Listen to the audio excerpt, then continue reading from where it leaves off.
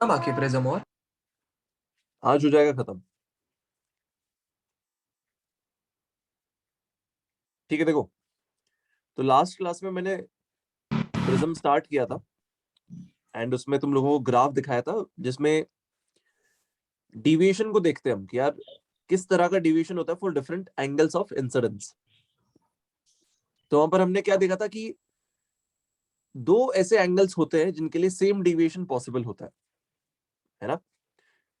वो कैसे आता है, कोई आइडिया? सर वो आया angle of emergency is equal to angle of sorry दोनों को एक्सचेंज कर सकते हैं। आई और ई को अगर एक्सचेंज कर देते हैं तो हमारे पास सेम डेल्टा आ जाता है, बिकॉज डेल्टा का फॉर्मूला क्या होता है? आई प्लस ई आई माइनस प्लस ई माइनस ए। अब आई की जगह ई डाल दो और ई की जगह आई डाल दो तो यार सेम आंसर आ जाएगा, सेम डिविएशन आ जाता है। इसलिए क्या होता है, ग्राफ जो होता है वो कुछ ऐसा दिखता है, ग्राफ कुछ ऐसा दिखता है, जस्ट एक मिनट, समथिंग लाइक दिस। तो यहाँ पर except for the minimum deviation हमेशा सेम डिविएशन दो एंगल्स पे पाया जा सकता है, दो एंगल्स ऑफ इंसिडेंस पे पाया जा सकता है, except for the least deviation. Least deviation पे दो एंगल क्यों नहीं होता? बिकॉज आई और ई बराबर होते हैं वहां पे, आई और ई बराबर होते हैं, एक्सचेंज कर भी दो तो कुछ। डाउनवर्ड पैराबोला बन रहा है ग्राफ में।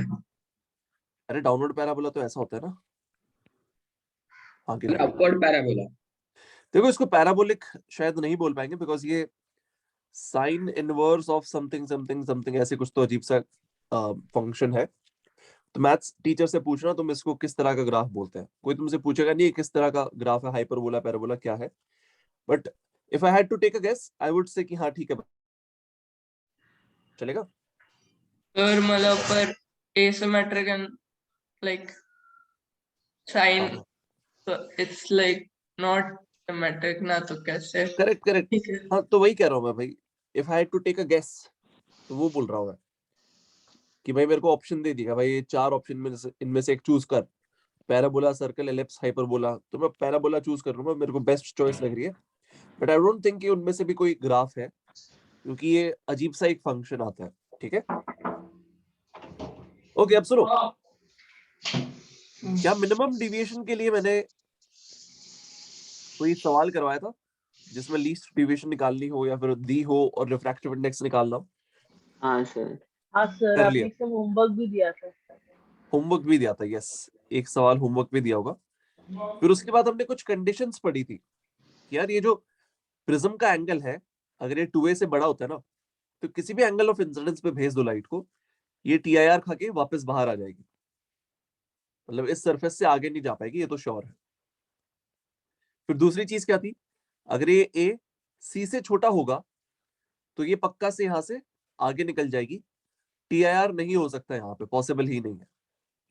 फिर तीसरी कंडीशन थी कि भाई अगर ए की वैल्यू सी और 2c के बीच में हो तो यार फिर अलग अलग इंसिडेंस एंगल पे अलग अलग चीजें हो सकती है, किसी एंगल ऑफ इंसिडेंस के लिए यहाँ पर टीआईआर हो जाएगा, किसी के लिए क्रॉस हो जाएगा, तो वो सारी चीजें यहाँ पर आई पे डिपेंड करेंगी। सही है, अरे जल्दी बताओ। हाँ यस सर। सर। ओके, तो अब देखो यहां पर इस ग्राफ में अपने को दिख रहा है कि चलो मिनिमम डिविएशन तो एक एंगल ऑफ इंसिडेंस पे हो रहा है, उसके बारे में हमने बात कर ली। But what about this maximum deviation, ये जो मैक्सिमम पॉसिबल डिविएशन है ना डेल्टा, ये दो एंगल पे हो रही है, इसके बारे में एक बार बात करते हैं। This is happening at two angles of incidence I1 and I2, इनके बारे में बात करते हैं, चलेगा? Yes sir. तो देखो यहां पर एक चीज ध्यान से सुनना, ये जो ग्राफ है ये ग्राफ मुझे क्या बोलता है कि अगर भैया लीस्ट डिविएशन वाला जो एंगल है, लीस्ट डिविएशन वाला जो एंगल है जिसके लिए सिमेट्रिकली पास करती है लाइट प्रिज्म के थ्रू, तो इसको I0 बोल दो। तो मान लो मेरे पास एक प्रिज्म है, ये रहा प्रिज्म, यहां पर मैंने लाइट एंटर करवाई इस जगह पे, और ये वो एंगल है जिसपे लीस्ट डिविएशन आएगा, तो एकदम सिमेट्रिकली पास करेगी तुम्हारी रे ऑफ लाइट यहां से इस तरह से, है ना। तो अब देखो भाई इस ग्राफ के हिसाब से तुम क्या देख सकते हो, चाहे मैं इस एंगल को घटा दूं चाहे मैं इस एंगल को बढ़ा दूं, डिविएशन के साथ क्या होना चाहिए बताओ? what should happen to the deviation? बढ़ रहा है सर, लीस्ट लीस्ट हो रहा है। नहीं ध्यान बढ़ से रहा है। बढ़ रहा है सर। इस एंगल पे अगर हम देखें तो डिविएशन लीस्ट है, इस एंगल पे अगर हम देखें तो डिविएशन लीस्ट है, मिनिमम है। एंगल को चाहे थोड़ा सा बढ़ा दो, चाहे थोड़ा सा घटा दो, थोड़ा और ज्यादा बढ़ाओ या फिर थोड़ा और ज्यादा घटाओ, तो डिविएशन के साथ क्या होता है, बढ़ता है कि घटता है, क्या होता है? बढ़ता है। बढ़ता है, हम ग्राफ से देख सकते हैं। बढ़ता है। तो यहाँ पर मैं क्या देख पा रहा हूँ कि अगर मैं इस एंगल को बढ़ाने लग जाऊं, अगर मैं एंगल ऑफ इंसिडेंस को बढ़ाने लग जाऊं तो डिविएशन बढ़ते जाता है, डिविएशन बढ़ते जाता है, बढ़ते जाता है। अब मुझे एक चीज बताओ, ये जो इंसिडेंस एंगल है इसको मैं मैक्सिमम कहां तक बढ़ा सकता हूँ, ये बताओ? सर 90। 90 90 90 तक। डिग्री। तो इस एंगल ऑफ इंसिडेंस को मैं मैक्सिमम 90 डिग्री तक बढ़ा सकता हूँ। सर भाई मतलब ऐसा पहले है- सर क्या? मतलब पहले कंडीशन में पहले घटता है, फिर उसके बाद धीरे धीरे धीरे फिर बढ़ता है, मतलब कांस्टेंट होता है, फिर उसके बाद बढ़ता है, ऐसे। मतलब देखो यहाँ पर क्या है कि सबसे छोटा एंगल ऑफ इंसिडेंस अगर तुमने ले लिया तो क्या होगा, कुछ डिविएशन आएगा, फिर तुम इस एंगल ऑफ इंसिडेंस को थोड़ा थोड़ा बढ़ाओ तो थोड़ा थोड़ा घटेगा घटेगा घटेगा, फिर लीस्ट आएगा, फिर वापस बढ़ाओ तो बढ़ने लग जाएगा डेल्टा। हाँ ठीक है? हाँ ये सर। ऐसा कुछ हो रहा है। बट एनीवेज हम आई नॉट पे आ जाते हैं, फिर आई नॉट के हिसाब से देखते हैं कि अब घटाएंगे तो क्या होगा, बढ़ाएंगे तो क्या होगा। तो मुझे दिख गया है कि भाई इस एंगल ऑफ इंसिडेंस को बढ़ाने लग जाए तो डिविएशन बढ़ने लग जाता है, और हमें दिख भी रहा है कि भाई इस पे बेचारे पे एक लिमिट है, वो है 90 डिग्री की, 90 डिग्रीज की, कि मैक्सिमम आई नॉट की वैल्यू 90 डिग्रीज के आसपास हो सकती है। ये जो मैक्सिमम वैल्यू है दिस इज पॉसिबल, मतलब इसकी मैक्सिमम पॉसिबल वैल्यू 90 डिग्रीज के नजदीक। क्या मैं इसको नॉर्मल इंसिडेंस बोलूंगा कि ग्रेजिंग इंसिडेंस बोलूंगा, क्या बोलूंगा इसको बताओ? सर ग्रेजिंग ग्रेजिंग इंसिडेंस बोलेंगे इसको, ऑफ कोर्स, है ना, दिस इज ग्रेजिंग इंसिडेंस। तो जब इंसिडेंट रे प्रिज्म को ग्रेज करते हुए एंटर करती है तब मैक्सिमम डिविएशन आता है। Do you guys agree? यहां पर आई की वैल्यू 90 डिग्रीज होगी, डू यू गाइस एग्री? वहां पे डेल्टा मैक्स आएगा, वहां पे डेल्टा मैक्स आएगा, जल्दी बताओ, अरे बोलो। हाँ सर। Yes, ठीक sir. है, हाँ सर। ये चीज कितने लोगों को समझ में आई, एक बार हाथ उठा के बता दो। किसी को नहीं समझ में आई तो बोल के पूछो क्या दिक्कत हो रही है। एक बार बस वापस से रिपीट कर लीजिए ना प्लीज। ठीक है भाई, मैं काम करता हूँ, पूरा वापस से रिपीट करता हूँ। देखो Sir, फंडा just one thing. When you say 90 degree, you mean like 89.99 something? 89.9999, yes yes हाँ. ठीक है, मतलब an angle which is almost 90, है ना, 90 minus D theta, that is what I mean.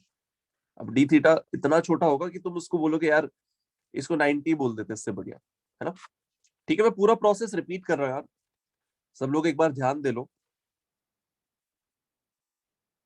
तो देखो फंडा कुछ ऐसा है कि हमने आई वर्सेस डेल्टा का ग्राफ देखा था लास्ट क्लास में, आई वर्सेस डेल्टा का ग्राफ देखा था, it was something like this. तो इस ग्राफ में हमें क्या दिखा कि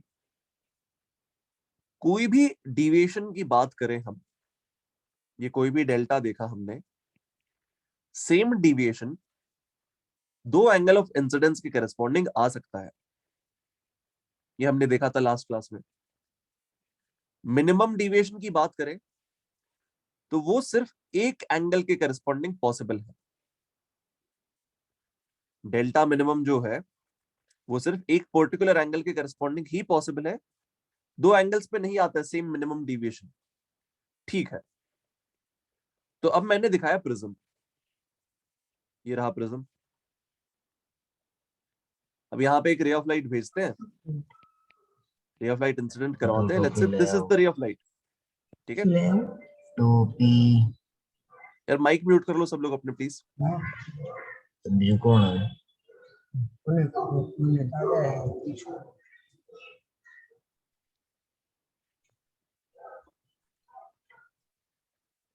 हाँ देखो, तो मैं इसको आई नॉट पे ही इंसिडेंट करवाता हूं, let's say this angle is I not, तो रे ऑफ लाइट सिमेट्रिकली क्रॉस कर जाएगी भाई। अब देखो इस ग्राफ से मुझे क्या दिखता है, अगर मैं एंगल ऑफ इंसिडेंस को बढ़ा दूं, थोड़ा आगे आ जाऊं, बड़ा एंगल ऑफ इंसिडेंस लूं तो बड़ा डेविएशन आता है, और बड़ा एंगल ऑफ इंसिडेंस लूं तो और बड़ा डेविएशन आता है, और बड़ा एंगल ऑफ इंसिडेंस लूं और बड़ा डेविएशन आता है। तो मुझे दिख रहा है कि जैसे जैसे मैं इस रे ऑफ लाइट को इस तरफ घुमाऊंगा, डेविएशन बढ़ते जाएगा। अब मैं इसको घुमा,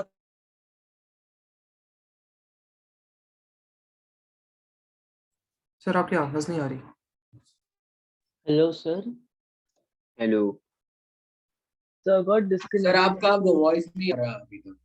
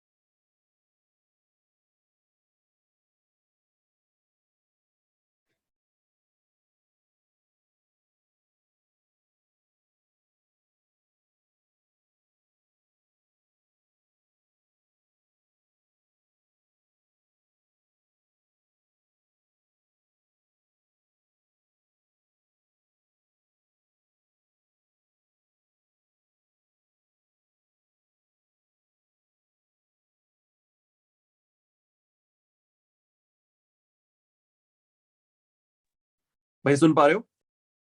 यस सर। हाँ जस्ट एक मिनट यार, स्क्रीन शेयर यस करता हूँ। सर।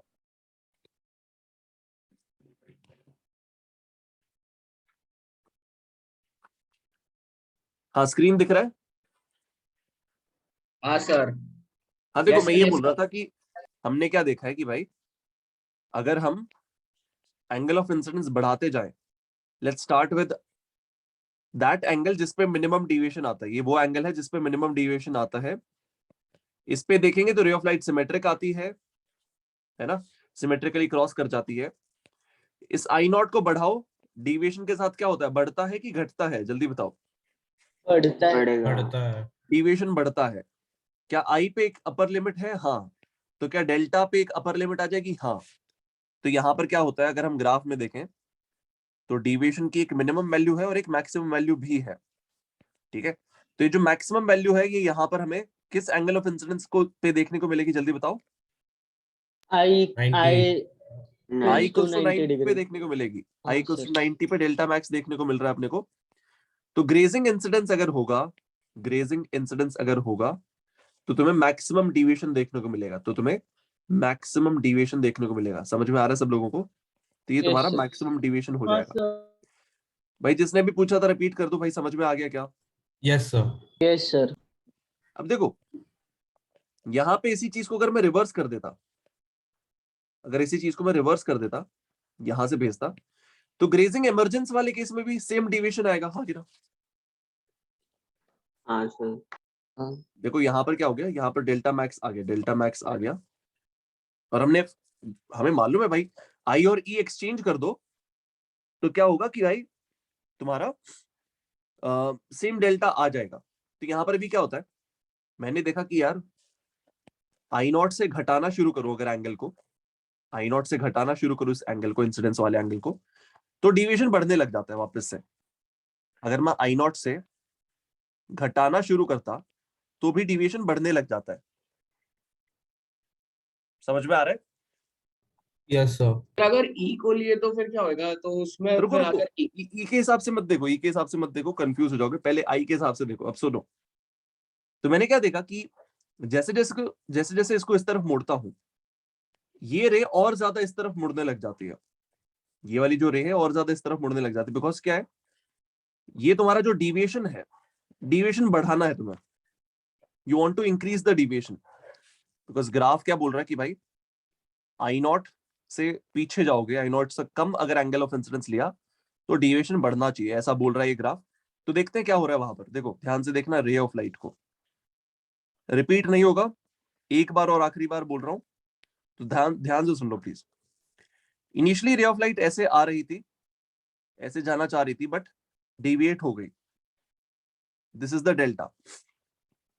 अब मैंने इसको थोड़ा सा कम कर दिया, मैंने इसको थोड़ा सा इस तरफ मोड़ दिया, तो क्या होगा?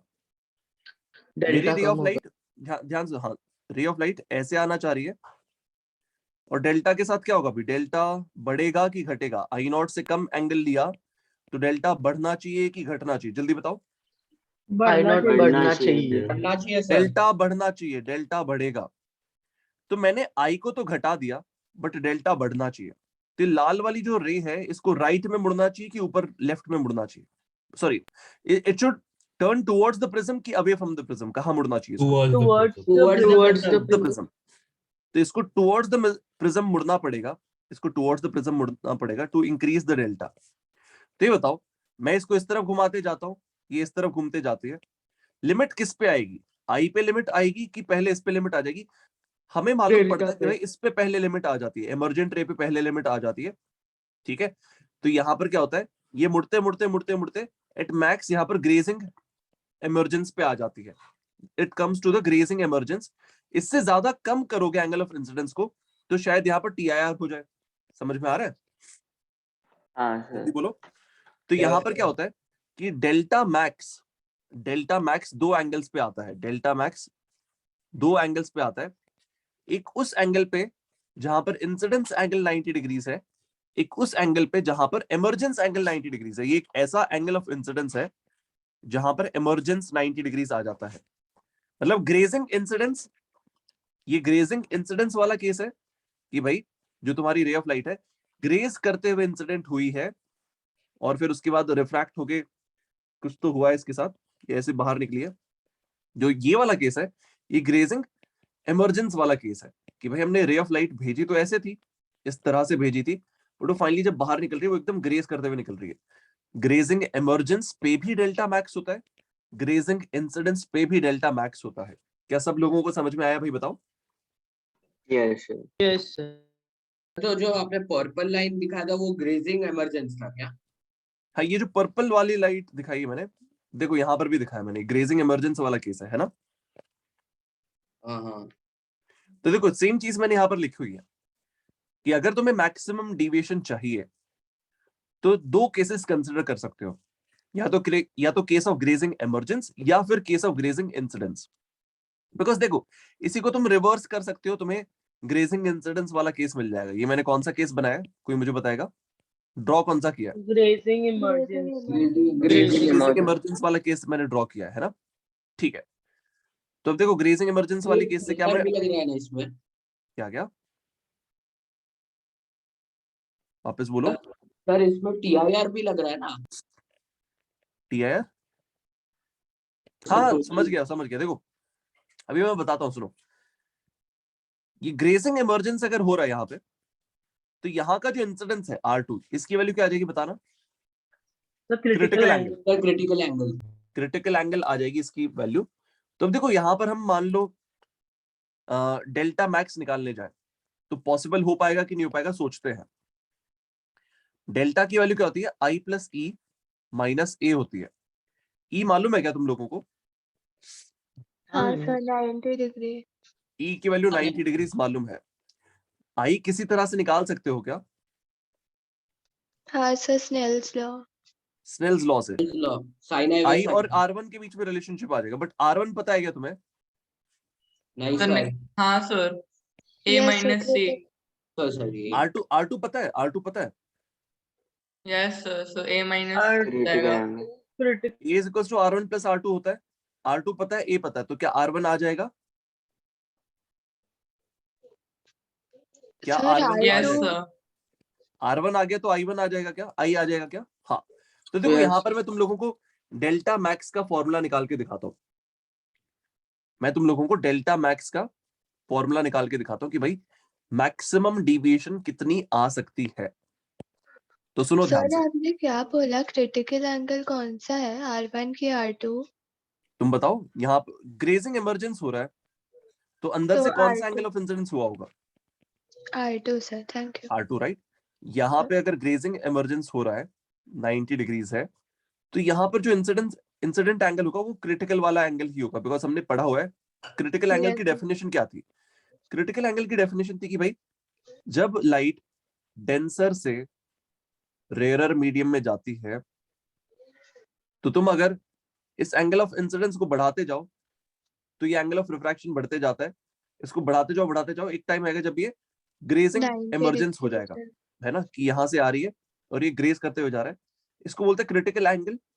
क्रिटिकल एंगल से बड़ा कुछ भी एंगल ले लो तो TIR हो जाता है, हमने पढ़ा हुआ है। तो यहाँ हाँ पर सर। ग्रेजिंग इमरजेंस हो रहा है, तो ये जो एंगल ऑफ इंसिडेंस है this is the critical angle. सही है ना?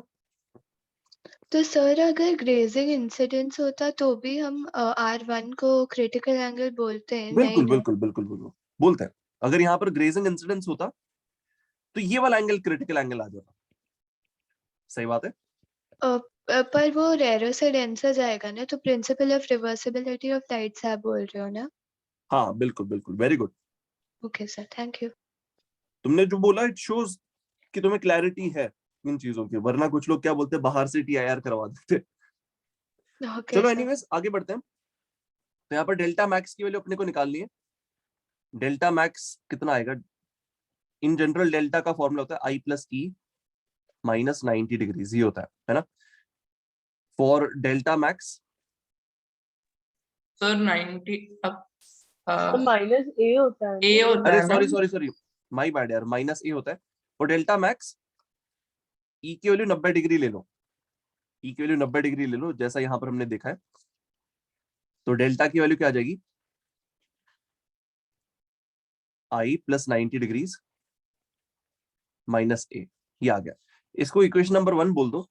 देखो since E is equal to 90 degrees, क्योंकि इमरजेंस 90 डिग्री का है, दिस इंप्लाइज कि भाई R2 की वैल्यू क्रिटिकल एंगल के बराबर होगी। क्रिटिकल एंगल क्या होता है? साइन इनवर्स छोटा बाई बड़ा, छोटा रिफ्रैक्टिव इंडेक्स अपॉन बड़ा रिफ्रैक्टिव इंडेक्स, μ1/μ2 आएगा यहाँ पर, क्योंकि बाहर का छोटा है μ1 और μ2 बड़ा है। और हमें पता है कि भाई A is equal to R1 plus R2, तो यहां से मुझे R1 की वैल्यू मालूम पड़ जाती है, A माइनस R2। अब इसको सब्स्टिट्यूट कर देते हैं स्नेल्स लॉ में। कौन से पॉइंट पे स्नेल्स लॉ लगाएंगे? X पॉइंट पे। इसको X पॉइंट बोल दो। तो मैं स्नेल्स लॉ लगाता हूं eight X।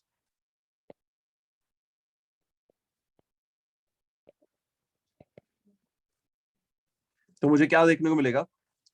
μ1 sin I is equal to μ2 sin R1, ये आ जाएगा। तो क्या से I की वैल्यू आ जाएगी? हाँ, I की वैल्यू आ जाएगी यहाँ पर।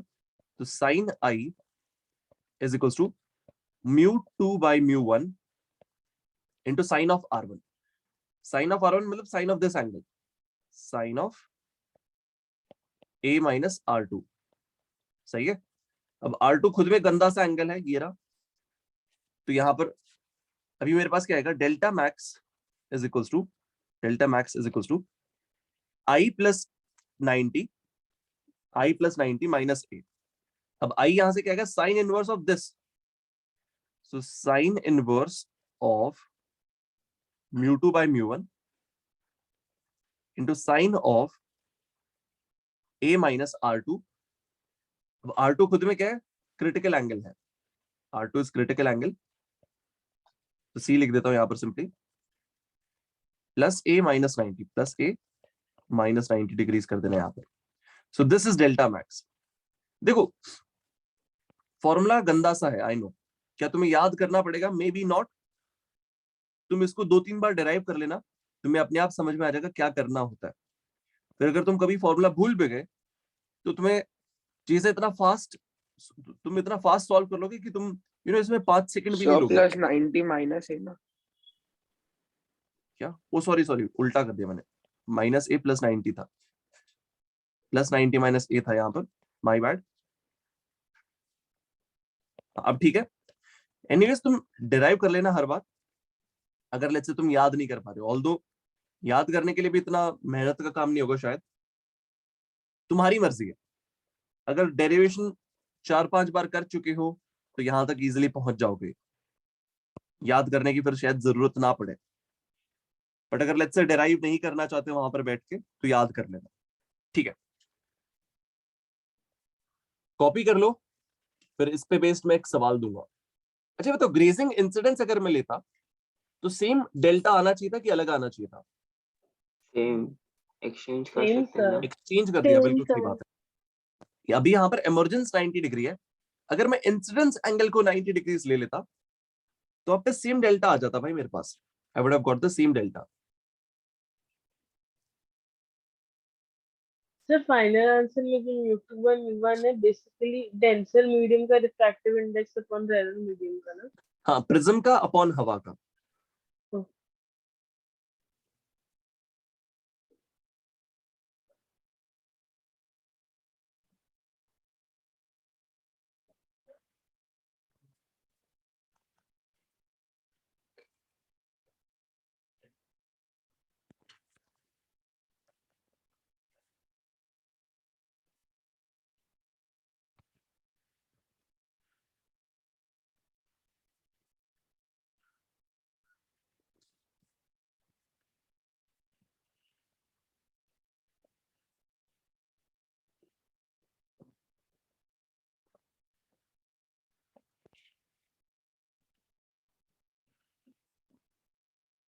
मैं रिपीट कर देता हूं, ऑल्दो मैंने ग्रेजिंग इमरजेंस वाला केस लेके डेल्टा मैक्स निकाला है, ग्रेजिंग इंसिडेंस भी अगर लेते तो सेम आंसर आता, बिकॉज रिवर्सिबिलिटी ऑफ लाइट इस्तेमाल कर सकते हो कि भाई लाइट यहां से एंटर करवाते, यहां से इस तरह से जाती, सेम डेल्टा आ जाता।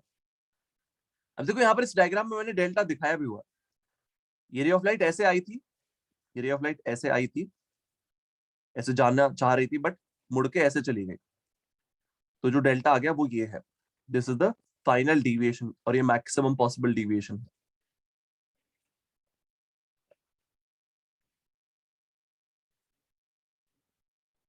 तो जब TIR होता है तब डेल्टा और भी ज्यादा आना चाहिए ना। हाँ करेक्ट, बट देखो हम कौन से केस की बात कर रहे हैं यहाँ पर, हमेशा जब प्रिज्म से लाइट क्रॉस कर रही है तब के बारे में बात कर रहे हैं कि हमें इंसिडेंट रे दिखी और दूसरी तरफ इमरजेंस दिखा। इंसिडेंस यहां से हुआ और इमरजेंस यहां से हुआ, उस केस के बारे में बात कर रहे हैं। ओके।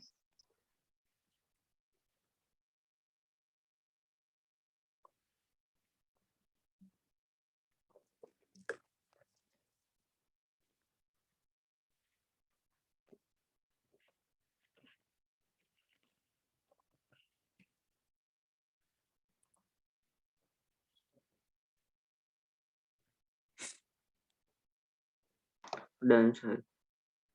ठीक है, बाकी लोग लिख लिया? Yes sir. स्क्रीनशॉट ले लो, एक काम करो, अगर किसी ने नहीं लिखा है तो स्क्रीनशॉट ले लो, बिकॉज अगले पेज पे एक सवाल है। जिन्होंने भी लिख लिया है तब तक वो सवाल कर दो। ये रहा भाई क्वेश्चन।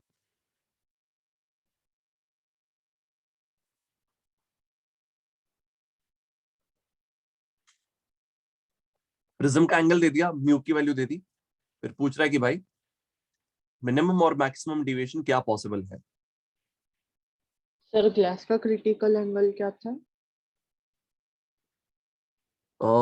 देखना पड़ेगा तुम लोगों को। Sign inverse 2/3, sign inverse 2/3।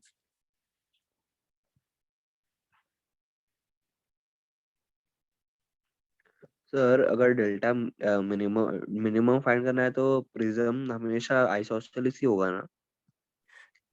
नहीं यार, ऐसा जरूरी नहीं है। मतलब देखो, बेस कैसा भी हो हमें क्या फर्क पड़ता है। यहाँ पर ये बेस ऐसा हो, ऐसा हो, ऐसा हो, ऐसा हो, हमें कुछ फर्क पड़ता है क्या यार? बताओ। एज लॉन्ग एज तुमने इस एंगल ऑफ इंसिडेंस को इस तरह का रखा है कि भाई इमरजेंस एंगल भी सेम आ रहा है, इमरजेंस एंगल भी सेम आ रहा है, तो ये लीस्ट डिविएशन वाला केस आ जाएगा। बट अगर देखो बेस टेढ़ा मेढ़ा होगा ना, तो तुम वो नहीं बोल पाओगे कि ये जो रे ऑफ लाइट है ये बेस के पैरेलल जा रही है। यहाँ पे आइसोसेलेस ट्रायंगल बन जाएगा, बट क्योंकि बड़ा वाला ट्रायंगल आइसोसेलेस नहीं है, तो हम ये नहीं बोल पाएंगे कि भाई प्रिज्म का बेस और ये वाली रे ऑफ लाइट एक दूसरे के पैरेलल है। तो वो जो Yes. कंडीशन हमने बोली थी आइसोसेलेस वाली, वो इसलिए थी कि भाई अगर तुम ये बोलना चाहते हो ये रे of light base of the prism के पैरेलल है तो प्रिज्म आइसोसेलेस होना चाहिए, ये हमने बोला था उस टाइम। ठीक है। अब कोई पूछ रहा था कि भाई ग्लास के लिए क्रिटिकल एंगल क्या होता है? 41.8 होता है। Okay sir. यहाँ पर अगर बाहर वाला ट्रायंगल अगर आइसोसेलेस नहीं हुआ पर तभी भी I is equal to E और R1 इज हाँ वो कंडीशन तो वैसे भी वैलिड है यार। I इक्वल्स टू E अगर हो गया तो पक्का से लीस्ट डिविएशन वाला केस है, चाहे ये बेस कैसा भी हो। ठीक है, हमें फर्क नहीं पड़ता बेस से। सर इसमें म्यू1 कितना दिया है? हवा 1 लेना है। देखो अगर सराउंडिंग मीडियम ना दिया हो ना तो बाय डिफॉल्ट तुम्हें हवा लेनी होती है हमेशा।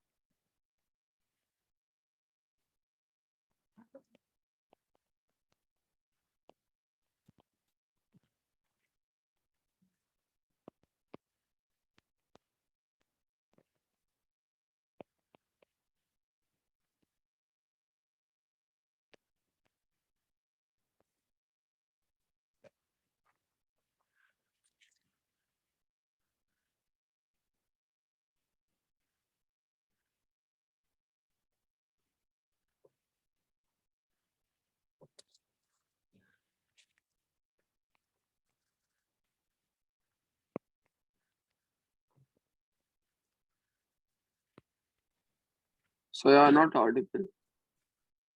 मैं बोल भी नहीं रहा बोल था, ही नहीं रहे। हिंट्स दे रहा हूं मैं बस। सर हो गया। सबका हो गया? ठीक है भाई, डेल्टा मिनिमम की वैल्यू क्या आ रही है बताओ? सर बहुत अजीब है, साइन इनवर्स 1.5/2 into 2 minus √3/2। तो साइन देखो एक इनवर्स बार 1/4 है क्या? सुनो, कैलकुलेटर से निकाल के देखो एक बार उसको। You can use A calculator. तुम फाइनल आंसर मुझे बताओ।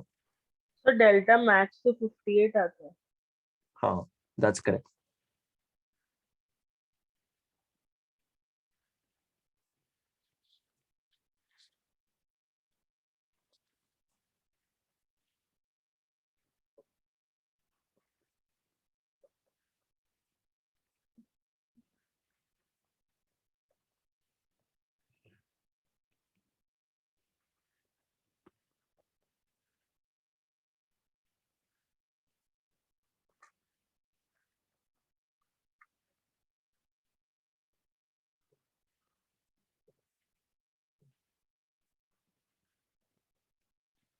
कर दूं मैं सॉल्व कि थोड़ा और टाइम चाहिए?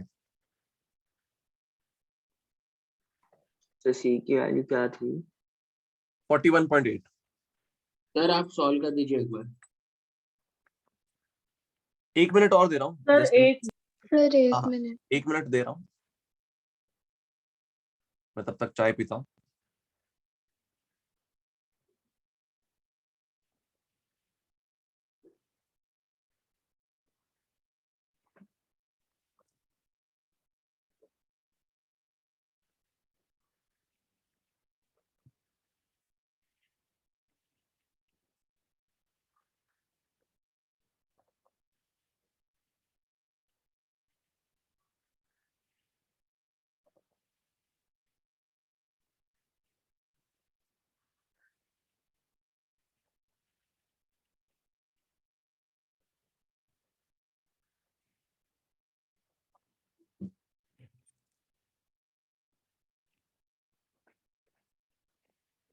सर डेल्टा मिनिमम 38 है।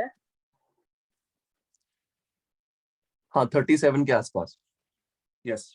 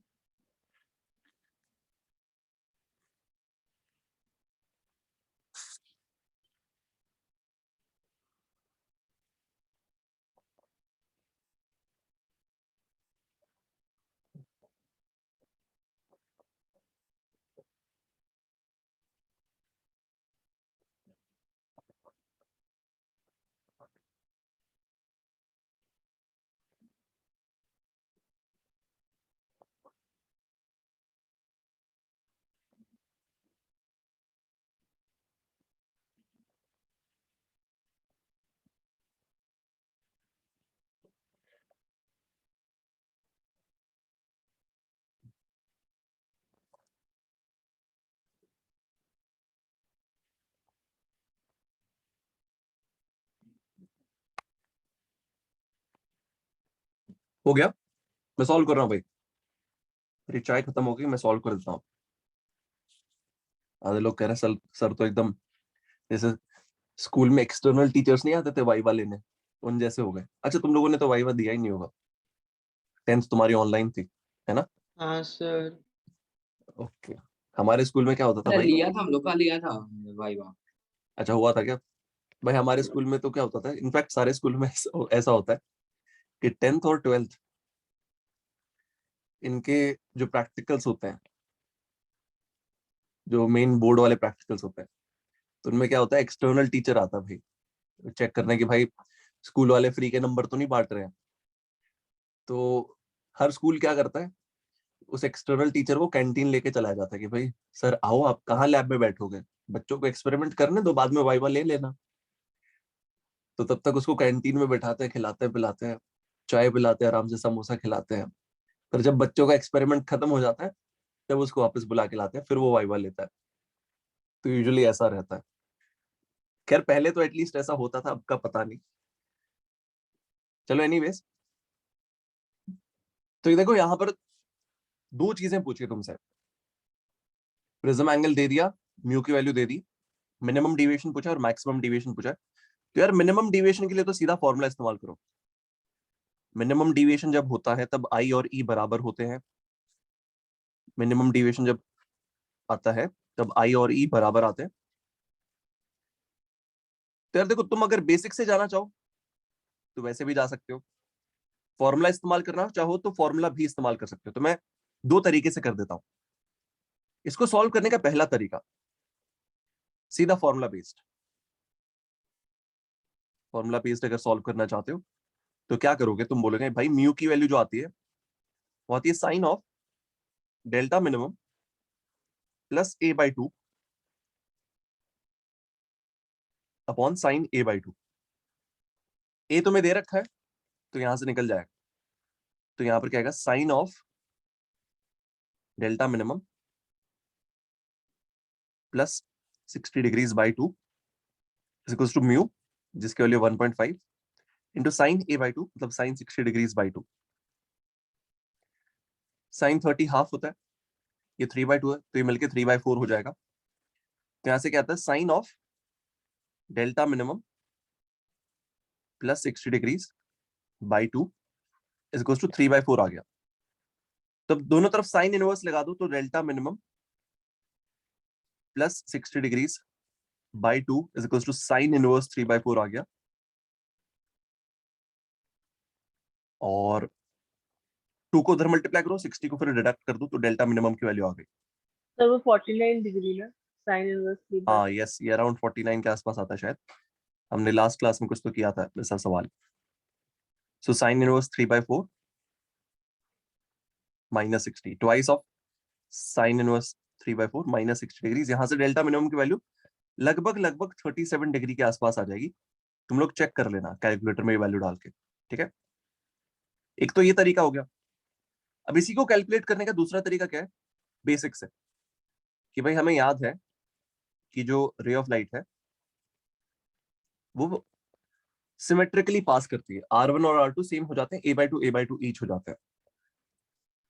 तो बोल दो कि भाई R1 R2 बराबर हो जाते हैं, क्योंकि I और E बराबर आते हैं, तो R1 R2 बराबर हो जाते हैं।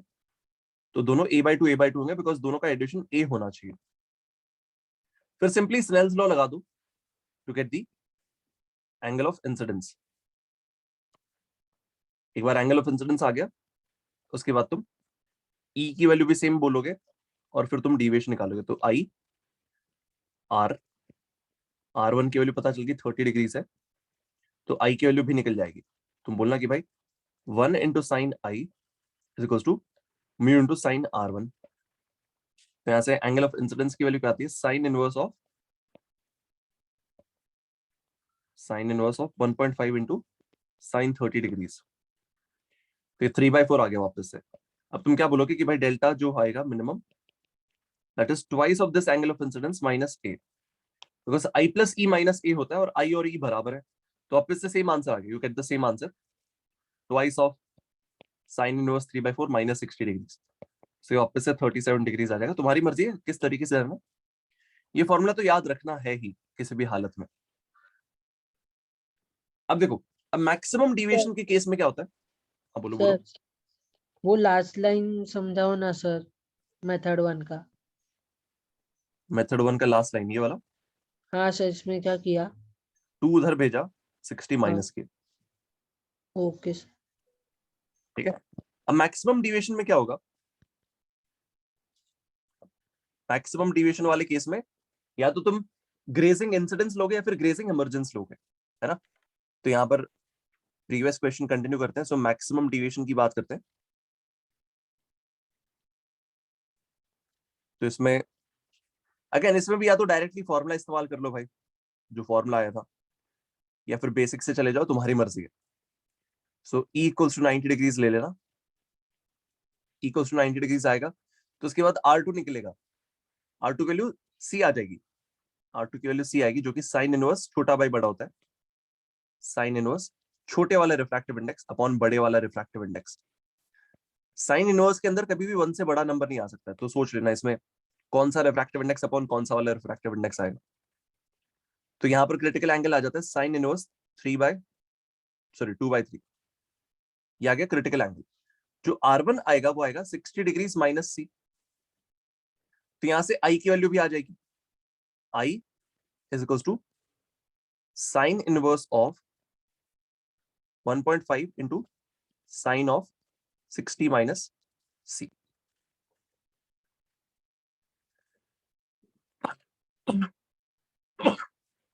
ये कहां से आ रहा है?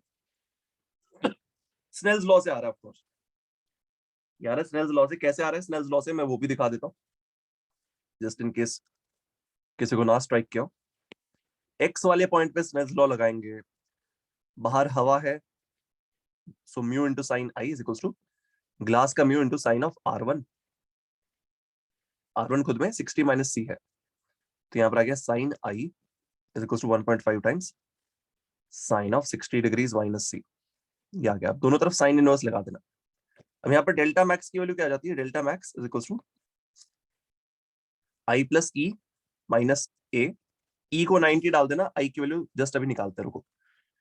तो देखो ये सी की वैल्यू निकालनी पड़ेगी यार अपने को। Will have to calculate the C value. तो मैं एक बार कैलकुलेट करके बताता हूँ। साइन इनवर्स 2/3 कितना आता है? Sine inverse 2/3 comes out to be 41.8। इसकी वैल्यू मैंने तुम लोगों को बता भी दी थी, 41.8 आता क्वेश्चन है। में दिया रहेगा ना? हाँ क्वेश्चन में यार ये वैल्यूज दी रहेंगी, डोंट वरी। अगर नहीं दिए तो तुम ये सोच लेना कि शायद कहीं पर कैलकुलेशंस आसान हो रही होंगी। कि देखो यहां पर जब मैं इसका साइन लूंगा तो sine A cos B minus sine B cos A वो सब आता है, तो शायद वहां से निकल जाए। हाँ क्या ट्रिग्नोमेट्री शायद इस्तेमाल करनी पड़े अगर वैल्यूज ना दी हो तो। बट एनीवेज अब 60 में से ये सब्ट्रैक्ट करोगे तो तुम्हारे पास कितना आएगा? 18.2 आ जाएगा। ये 18.2 आ गया। क्या अब यहां पर क्या आएगा? 1.5 इंटू साइन 18.2। तो साइन आई की वैल्यू क्या आ रही है मेरे पास? साइन आई की वैल्यू आ रही है 1.5 इंटू साइन ऑफ 18.2, 0.468 आ रही है। क्या आ रही है? 0.4685। अब इसका साइन इनवर्स लोगे तो आई की वैल्यू आ जाएगी। So sine inverse of 0.4685 27.9 degrees आ जाता है। सो कहता है 27.9 डिग्रीज। तुम चाहो तो इसको 28 डिग्री ही बोल सकते हो सीधा। अब यहां पर वैल्यूज डाल देना, 28 degree plus 90 degree minus 60 degrees. तो कितना आ जाएगा तुम्हारे पास? 58 आ जाएगा, है ना? सो डेल्टा मैक्स जो आएगा वो अराउंड 58 डिग्रीज के आसपास आ जाएगा। क्या सब लोगों को समझ में आया? हाँ सर। अब देखो सर वो सी नहीं था तो कैसे आया आंसर? क्या क्या सर उधर वो दिया हुआ ना सी, वो तो हमको नहीं मालूम ना। नहीं तो निकाला ना हमने। देखो सी का मतलब क्या है? सी का मतलब क्रिटिकल एंगल, है ना? यस। तो ये बताओ यहाँ का म्यू दिया है क्या? 1.5। बाहर हाँ तो सर। हवा है, तो यहाँ पर अगर तुम्हें ग्रेजिंग इमरजेंस चाहिए तो R2 क्रिटिकल एंगल होना चाहिए, है ना? कि भाई क्रिटिकल एंगल पे इंसिडेंट होगा तो बाहर रेयर मीडियम में जब बाहर निकलेगा तो ऑलमोस्ट ग्रेजिंग इमरजेंस होगा। तो R2 की वैल्यू सी आ गई। अब क्रिटिकल एंगल का तो फॉर्मूला ही सिंपल है यार, साइन इनवर्स छोटा वाला रिफ्रैक्टिव इंडेक्स अपॉन बड़ा वाला रिफ्रैक्टिव इंडेक्स 1/1.5। इसकी वैल्यू 41.8 आ जाती है। ये तुम्हें कैलकुलेटर से निकालना पड़ेगा फिलहाल, है ना? हाँ सर। किसी और को डाउट? सर एक सेकंड प्रीवियस स्लाइड लेना। ये लो। सर इसमें हमारा 37 आंसर कैसे आया? वो 2 टाइम्स साइन इनवर्स 3/4। ये वाली चीज यार, इसमें वैल्यू कैलकुलेटर से निकालनी पड़ी यार। I had to calculate this using calculator. Okay बस सर। ये स्टैंडर्ड एंगल नहीं है ना? हाँ सर। मतलब सर हम लोग इसको ऐसे नहीं ले सकते साइन इनवर्स मतलब 57 डिग्री 53 डिग्री। किसको? इसको? हाँ सर। नहीं नहीं नहीं नहीं, सुनो, ये 3/5 नहीं भाई, 3/4 है। अच्छा हाँ हाँ। ओके तुम कंफ्यूज कर रहे हो, 3/5 नहीं है। अगर 3/5 होता तो ये 37 डिग्री आ जाता, हाँ सर तो वो नहीं है यहाँ पे। ओके ओके ठीक है। तो देखो हमने डेल्टा मिनिमम वाले सवाल कर लिए, हमने डेल्टा मैक्स वाला सवाल भी कर लिया है। तो तुम लोगों को डिविएशन आ जाना चाहिए अभी तक, ठीक है, कि डिविएशन कैसे निकालते हैं। अगर डिविएशन की मिनिमम वैल्यू पूछ ली जाए तो क्या करना होता है, डिविएशन की मैक्सिमम वैल्यू पूछ ली जाए तो क्या करना होता है। अगर तुमको कोई बोले कि भाई ऐसा प्रिज्म बना दो कि कोई भी लाइट बाहर ना निकले दूसरी तरफ से, तो उसकी कंडीशन क्या है ये मालूम होनी चाहिए। अगर कोई तुमसे बोले कि भाई ऐसा प्रिज्म बना दो कि भाई दूसरी तरफ से निकलनी ही चाहिए लाइट, TIR नहीं होना चाहिए सेकंड सरफेस पे, तो उसकी कंडीशन भी तुम्हें मालूम है, बीच की कंडीशन के बारे में भी मालूम है। तो ओवरऑल तुम लोगों ने प्रिज्म का जो कंसेप्ट है, डिविएशन, TIR, ये सब चीजें मास्टर कर ली होंगी अभी तक। अभी देखो एक स्पेशल केस पढ़ लेते हैं बस, वो बाकी है इसमें, फिर उसके बाद हम उस पे आएंगे, डिस्पर्जन ऑफ लाइट में आ जाएंगे, ठीक है। तो यहाँ पर जो बेसिक्स होते हैं प्रिज्म के, उसमें बस एक बेसिक बाकी है, उसके बाद थोड़ा सा एक लेवल ऊपर जाते हैं, हम डिस्पर्जन में आ जाते हैं। तो देखो कई बार क्या होता है, हमें बहुत ही ज्यादा छोटे एंगल वाला प्रिज्म दे दिया होता है, ये एंगल दे देंगे 2 डिग्री दे दिया, 4 डिग्री दे दिया, बहुत छोटे मोटे एंगल्स दे देंगे, 10 डिग्री तक कुछ भी एंगल हो तो उसको छोटा एंगल बोलते हैं। और बोलेंगे कि भाई जो इंसिडेंट लाइट है वो ऑलमोस्ट नॉर्मल इंसिडेंस पे आ रही है, मतलब उसका जो एंगल ऑफ इंसिडेंस है वो बहुत छोटा होगा, वो भी लेट्स से 2-3 डिग्री है, 5 डिग्री है, वैसे टाइप छोटा ही एंगल ऑफ इंसिडेंस है। तो वैसे केस के लिए हम क्या करते हैं, वो जो गंदा सा फॉर्मूला आया था हमारे पास, delta is equal to I plus E minus A, this was the formula for deviation, कि भाई ये रे ऑफ लाइट यहां से कितना मुड़ करके बाहर निकलेगी, कि ये सीधा जाना चाह रही थी बट ये प्रिज्म इसको थोड़ा सा डिविएट करके भेज देता है।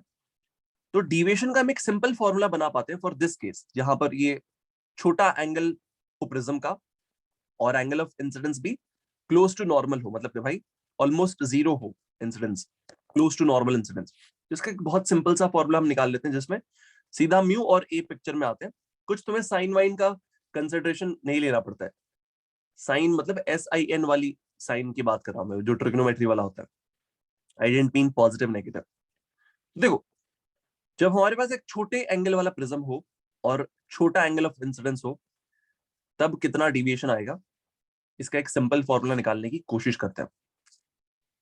तब देखो I अगर छोटा है तो R1 भी छोटा आएगा, do you guys agree? Yes. So if I1 is small,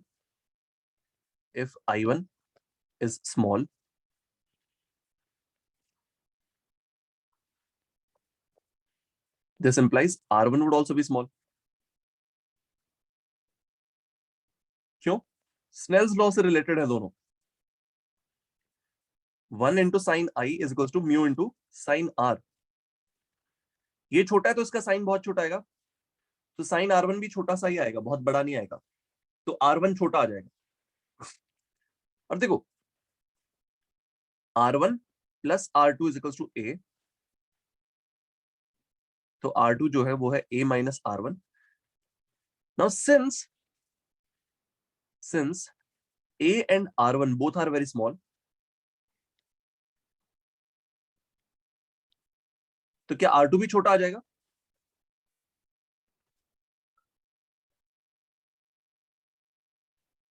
जल्दी बताओ। Yes sir. और अगर R2 छोटा है तो E भी छोटा आएगा, हाँ कि ना? यस तो सारे एंगल्स छोटे हैं, बट ये कहीं पर भी नहीं बोला मैंने कि सबके सब जीरो है, ये एंगल्स छोटे जरूर है बट जीरो नहीं है। So E would also be small. अब देखो स्मॉल प्रूव करने का मकसद क्या है, what is the main reason कि मैं इनको स्मॉल स्मॉल बोल रहा हूं, ताकि मैं साइन ऑफ थीटा को थीटा लिख सकूं। साइन ऑफ थीटा में अगर मैं ये बोल दूं कि भाई थीटा बहुत छोटा है, तो क्या तुम साइन थीटा को थीटा लिख पाओगे कि नहीं लिख पाओगे, बताओ? लिख पाएंगे सर। लिख पाएंगे। तो सबसे पहले मैं स्नेल्स लॉ लगाता हूं पोजीशन x पे। स्नेल्स लॉ लगाते हैं एट x, तो मेरे पास क्या आएगा, बाहर का म्यू जो कि 1 है into sine I is equal to अंदर का म्यू इंटू साइन r1। अब क्योंकि ये दोनों एंगल्स छोटे छोटे हैं आई और r1 दोनों, तो मैं I is equal to mu r1 लिख देता हूं। चलेगा कि तुम लोगों को? मैंने क्या किया, साइन थीटा को थीटा लिख दिया। बहुत बड़ा पाप है कि एक अच्छी अप्रोक्सीमेशन है, स्मॉल एंगल है तो हाँ करेक्ट है। जी सर करेक्ट है। It's a good approximation for a small angle. Snell's law लगाते हैं अब y पे, स्नेल्स लॉ लगाते हैं। सर हम लोग ने साइन निकाल दिया दोनों साइड से। हाँ यार, बट देखो ऐसा मत बोल देना कि साइन साइन काट दिया, वैसा मत बोल देना, हाँ तो सर क्या किया? वरना वो वाला जोक बन जाएगा sin x upon n is equal to 6, वो वाला जोक बन जाएगा, वैसा मत कर देना भाई। साइन काटा नहीं है मैंने, बेसिकली अप्रोक्सीमेशन क्या है कि अगर r1 छोटा है तो साइन r1 को r1 लिख सकते हो, साइन i को i लिख सकते हो अगर i छोटा है तो। Basically sine theta is equal to theta if theta is very small. So, but for that it should be in the radians, right? देखो रेडियंस में हो या फिर डिग्रीज में हो कुछ फर्क नहीं पड़ता है, ठीक है, बट हाँ अगर रेडियंस में लिखोगे तो ज्यादा बेटर रहेगा, इट्स बेटर। क्योंकि देखो अगर ये रेडियंस में ये भी रेडियंस में, तो इनके बीच में जो रिलेशन है वो डिग्रीज में जाने के बाद नहीं वैलिड रहेगा। कि अगर मैं तुम्हें बोल रहा हूँ एक एंगल है x, वो ट्वाइस ऑफ y है, y को तुम पाई बाई 2 बोलते हो तो x की वैल्यू पाई आ जाती है, y को 90 डिग्रीज बोलते हो तो क्या 180 डिग्री नहीं आएगा? बताओ। आएगा। Yes, sir. आएगा। बस ये है कि यहाँ पर चेक करने के लिए कि ये छोटा एंगल है कि नहीं है, उसमें रेडियंस में अलग रेंज लगती है, डिग्रीज में अलग रेंज लगती है ना।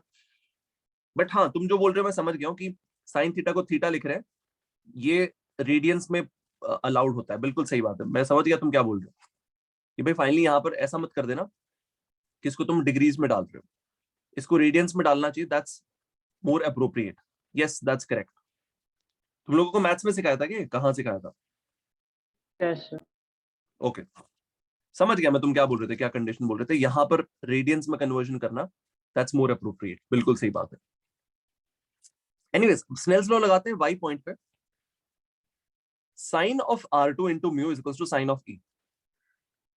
Mu sine r2 is equal to sine of e। क्या यहाँ पर साइन e को e और साइन r2 को r2 लिख सकता हूं? बताओ। क्या ये दोनों एंगल्स भी छोटे हैं Yes. r2 और e? ठीक है। अब देखो इसके बाद डेल्टा का जो फॉर्मूला होता है वो होता है i plus e minus a। अब 1 और 2 से मुझे क्या मिलेगा? फ्रॉम 1 एंड 2 मुझे क्या मिलेगा कि भाई डेल्टा में i को लिख दो म्यू r1, e को लिख दो म्यू r2 माइनस a। अब delta is equal to mu into r1 plus r2 minus a आ गया। r1 प्लस r2 को a लिख सकते हैं क्या? लिख सकते हैं। तो यहां पर मेरे पास क्या गया? Delta is equal to mu minus 1 into a। क्या ये हर एंगल्ड प्रिज्म के लिए वैलिड है? नहीं, छोटे एंगल वाले प्रिज्म के लिए ही वैलिड है। कितना छोटा? a जो है 10 डिग्री से छोटा होगा तो इस्तेमाल कर लेना। क्या ये हर तरह के इंसिडेंट्स के लिए वैलिड है? नहीं, नॉर्मल इंसिडेंट्स के क्लोज जो इंसिडेंट्स होते हैं उनके लिए वैलिड है। तो आई की वैल्यू जो है वो भी अगर 10 डिग्री से छोटी है तो ही इस्तेमाल कर पाओगे, अदरवाइज नहीं इस्तेमाल कर सकते। चलेगा भाई? बताओ। हेडिंग में लिखी हुई है कब लगा सकते हो। छोटा एंगल होना चाहिए प्रिज्म का, छोटा एंगल होना चाहिए इंसिडेंस का, तब ये फॉर्मूला आ रहा है। तो डायरेक्टली अपने को डेविएशन का एक फॉर्मूला मिल गया। सिंपल सा फॉर्मूला है, हाँ कि ना? हाँ सर। हाँ मतलब सर। कि वो ना क्रिटिकल एंगल से छोटा होगा। क्या क्या? क्रिटिकल एंगल से छोटा होगा। कौन सा? वही सर ये लिखा ना फॉर स्मॉल एंगल ऑफ अरे इंसिडेंट। क्रिटिकल एंगल तो बहुत बड़ा वैल्यू आता है। Critical value for glass is 41.8। उसकी तो बात ही नहीं चल रही यहाँ पर। छोटा इन द सेंस 10 डिग्री से छोटा चाहिए अपने को हर जगह पर, ठीक है। तो अब एक चीज बताओ मुझे कि अगर ए को मैं घटाते जाऊं तो डिविएशन के साथ क्या होता है, घटता है कि बढ़ता है? सर बढ़ेगा। सर घटेगा। अरे यार कौन सा नशा कर रहे हो तुम लोग, ये ए देखो ना, डेल्टा डायरेक्टली प्रोपोर्शनल टू ए आ रहा है, तो अगर ए घटेगा तो डेल्टा भी घटेगा ना, सिंपल सी बात है। हाँ सर। तो यहाँ पे अगर ए घटेगा तो डेल्टा भी घटेगा। अगर ये बताओ ए को मैं घटाते घटाते जीरो कर दूं तो ये ग्लास स्लैब वाला केस नहीं बन जाएगा अपने पास? ग्लास स्लैब में क्या होता है, हाँ डिविएशन सर। के, ग्लास स्लैब में डिविएशन जीरो आता है। हाँ तो अगर ए जीरो है तो डेल्टा भी जीरो आ जाएगा, ग्लास स्लैब वाले जैसा केस आ जाएगा तुम्हारे, ग्लास स्लैब वाला ही केस आ जाएगा इनफैक्ट, है ना? तो यहाँ पर दिख रहा है अपने को। तो सर, ए एक को जीरो हो जाएगा तो प्रिज्म भी नहीं बनेगा। एग्जैक्टली उसको प्रिज्म नहीं, उसको ग्लास स्लैब बोल दोगे तुम, है ना? कि भाई अगर मान लो ये दो सरफेस है और इन दोनों सरफेसेस को तुम एक्सटेंड करते जाओ करते जाओ करते जाओ और ये इनके बीच का एंगल निकालो finally, that would be very very very close to zero, है ना? क्या बोलते हो? मान लो हाँ दो सर। सरफेस है, मान लो दो सरफेस है, ऐसा नहीं कि एक ही सरफेस है, और इनको एक्सटेंड करते जाओगे, ऑलमोस्ट पैरेलल है ये लाइंस, तो क्या होगा, ऊपर जाके जहां पर भी मीट करेंगे वहां पर ऑलमोस्ट जीरो एंगल बनेगा दोनों के बीच में। ठीक है, ये वाला पेज कॉपी कर लो जल्दी से, फिर इस पे बेस्ड एक सवाल है हमारे पास।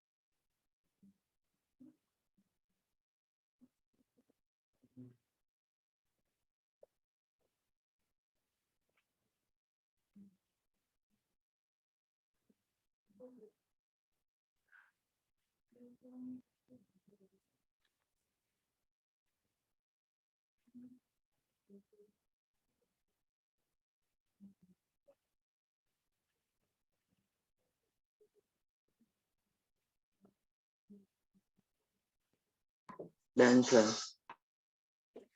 ठीक है, किसी ने नहीं लिखा तो स्क्रीनशॉट लेके रख लो। तो क्वेश्चन पे जाता हूं,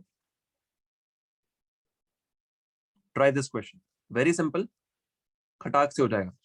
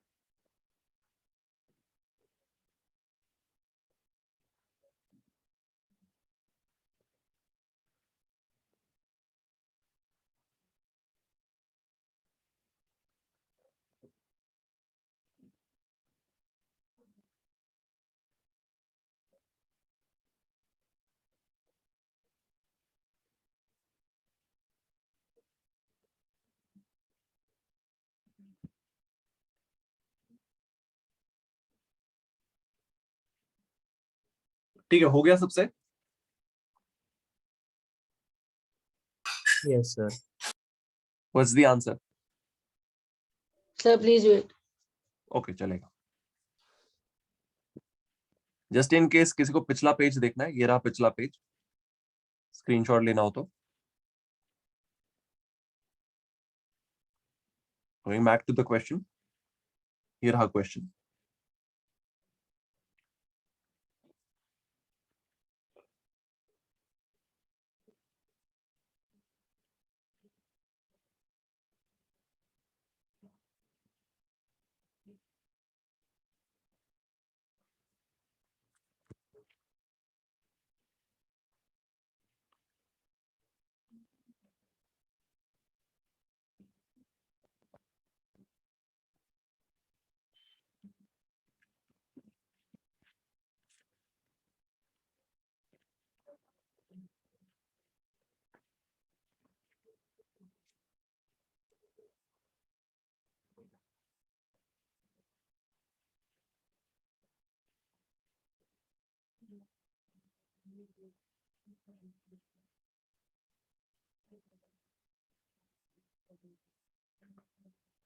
सर आंसर भेजा है। चैट बॉक्स में भेज दिया। हाँ सर।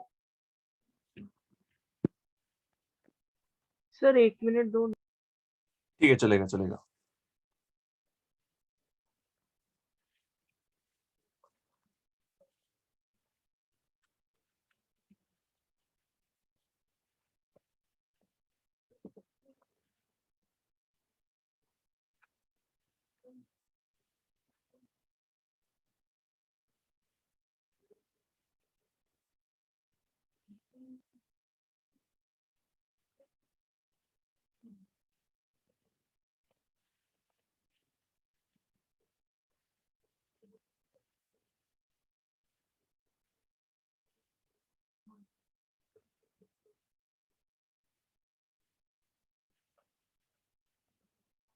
सर हो गया।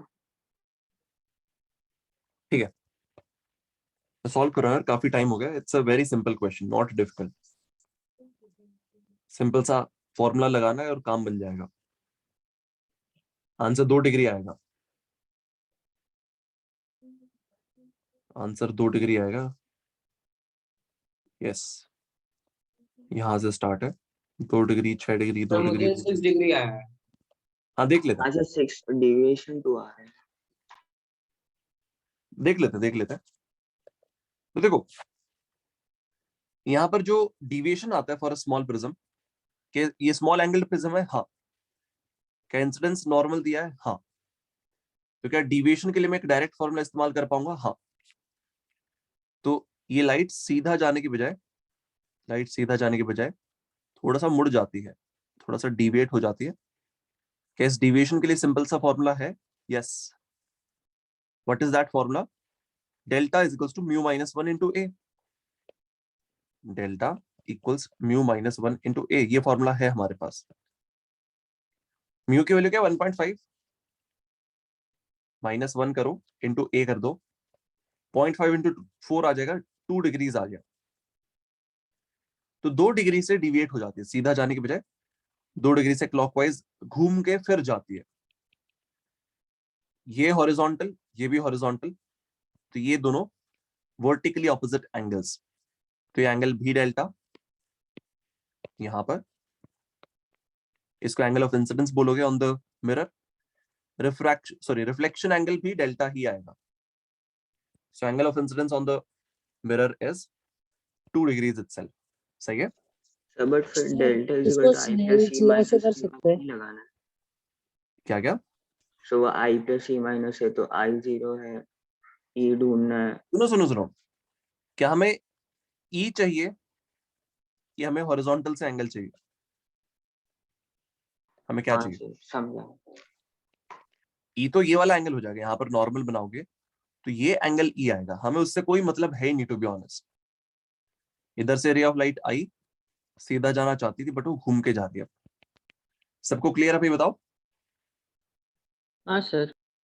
ठीक है, सर तो इसको एंगल तो कैसा किया, मतलब मैंने I is equal to mu R1 वाला फॉर्मूला लगा दिया, तो फिर मुझे 6 आ रहा था उसके लिए। अरे देखते हैं, एक मिनट रुक till जाओ। 6 and then तो तुम्हें because ई आ रहा होगा ना वहां deviation has पर, to be 2 then. तुम्हें वहां पर 6 जो आया वो ये वाला एंगल आया है, हाँ हाँ हाँ। उसमें से ये वाला एंगल 4 डिग्री आ जाएगा। ये 4 डिग्री कैसे आएगा देख लो, ये 4 है तो ये तुम्हारा कितना हो जाएगा 86। ये अगर 86 है तो ये कितना आ जाएगा, ये 4 डिग्री आ जाएगा। This would come out to be 4 degrees, ये आ जाएगा 4 डिग्री। तो अगर तुम्हारा भाई ये टोटल इमरजेंस 6 डिग्री आया है, उसमें से 4 डिग्री घटाओ तो मालूम पड़ता है डेल्टा कितना है। तुमने ई निकाल लिया, E is not delta, E is not the same as delta.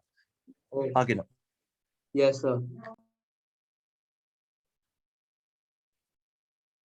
क्या सबको समझ में आ गया? Can I move forward? हाँ sir. Sir, can you repeat Sir. the second part?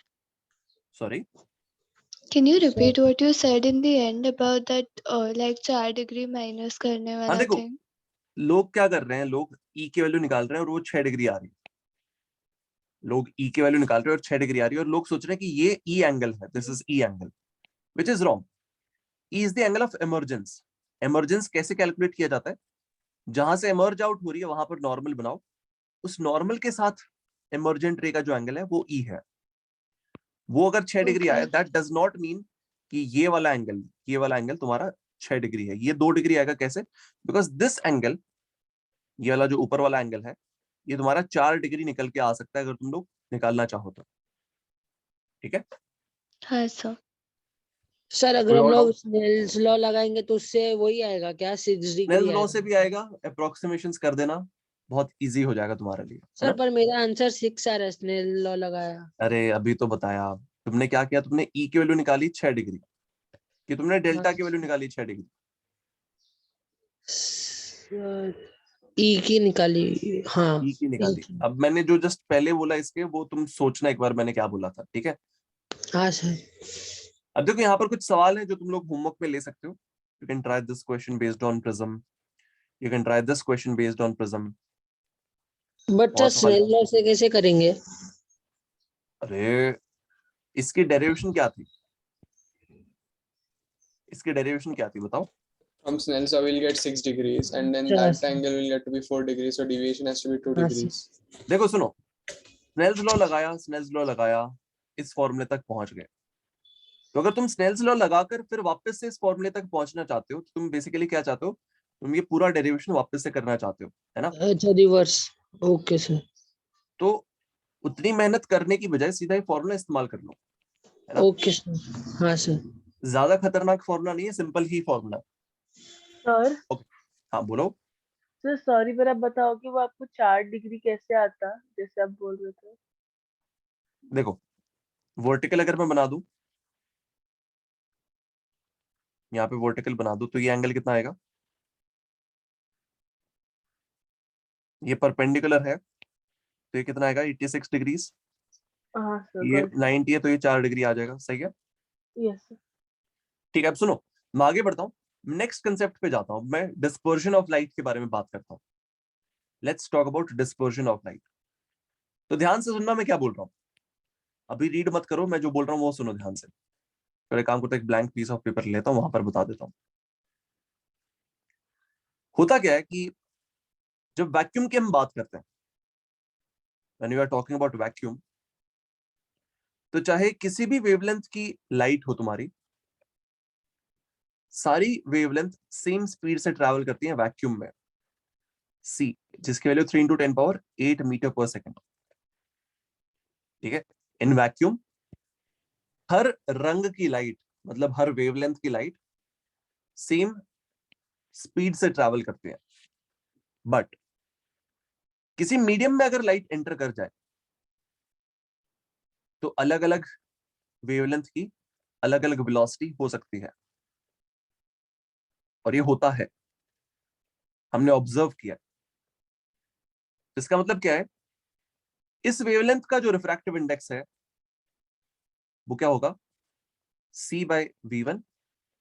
इस वेवलेंथ का जो रिफ्रैक्टिव इंडेक्स होगा वो होगा c/v2।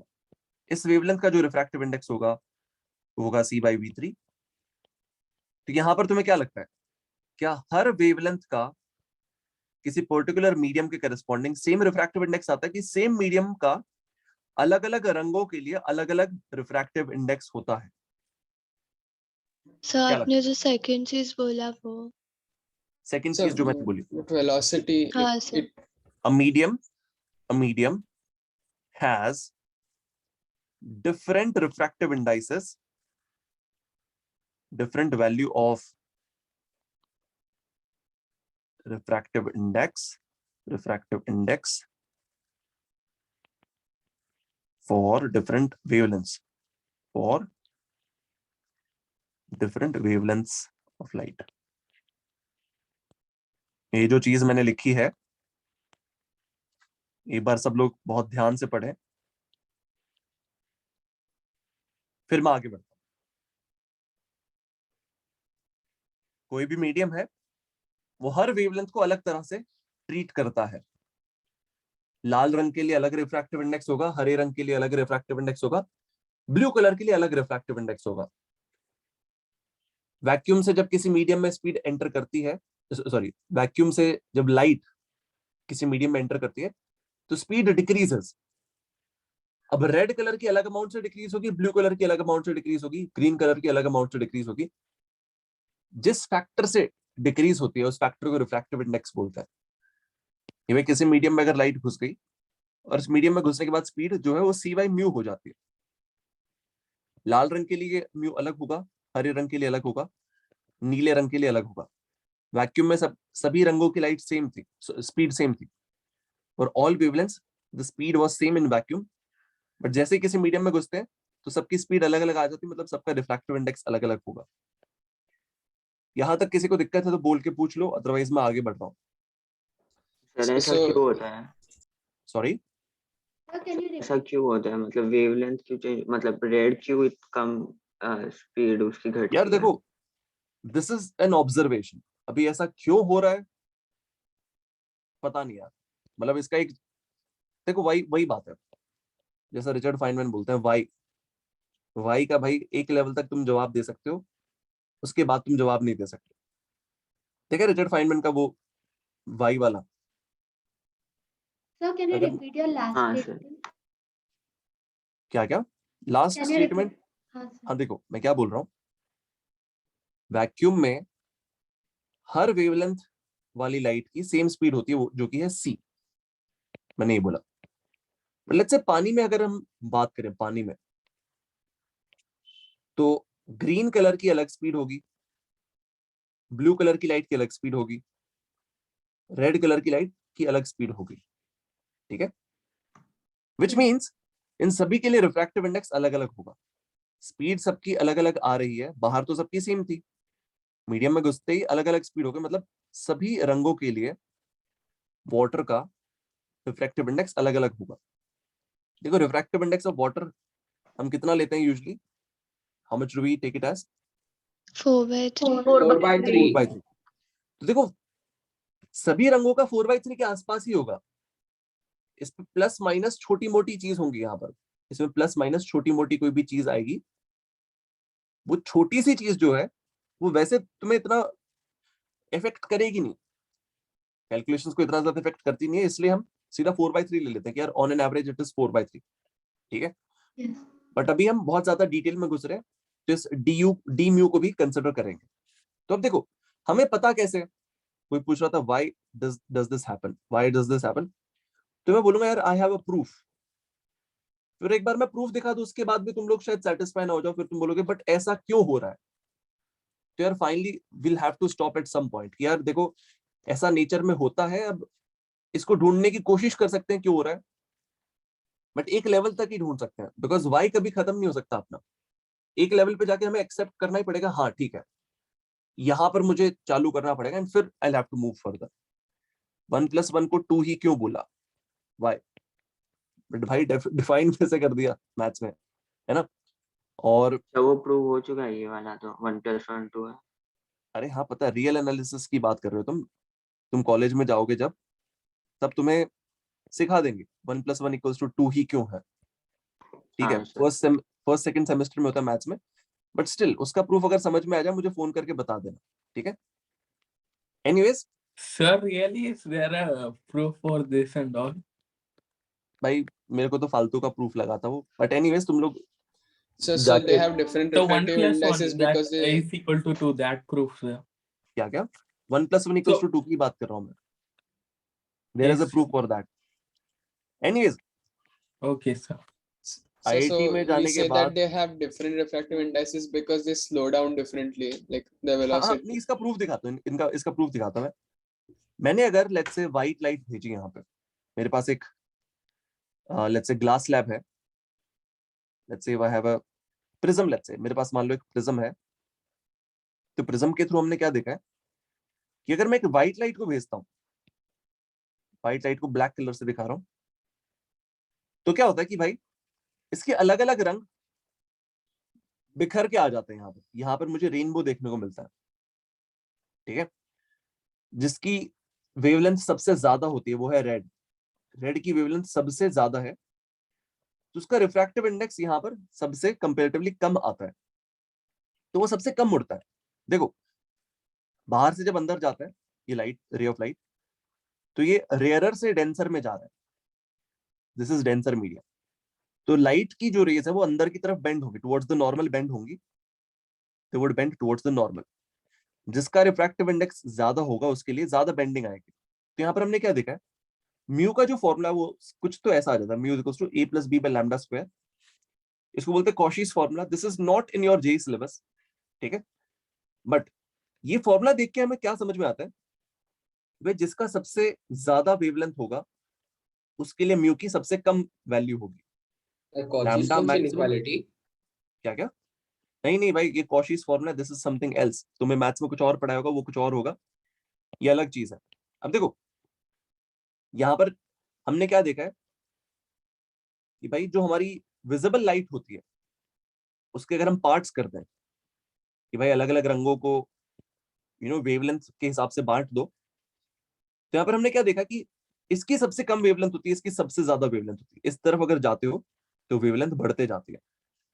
तो ये बताओ अगर इस तरफ जाने से डिनोमिनेटर बढ़ता है तो इस क्वांटिटी को क्या होगा, ये घटेगी हाँ कि ना?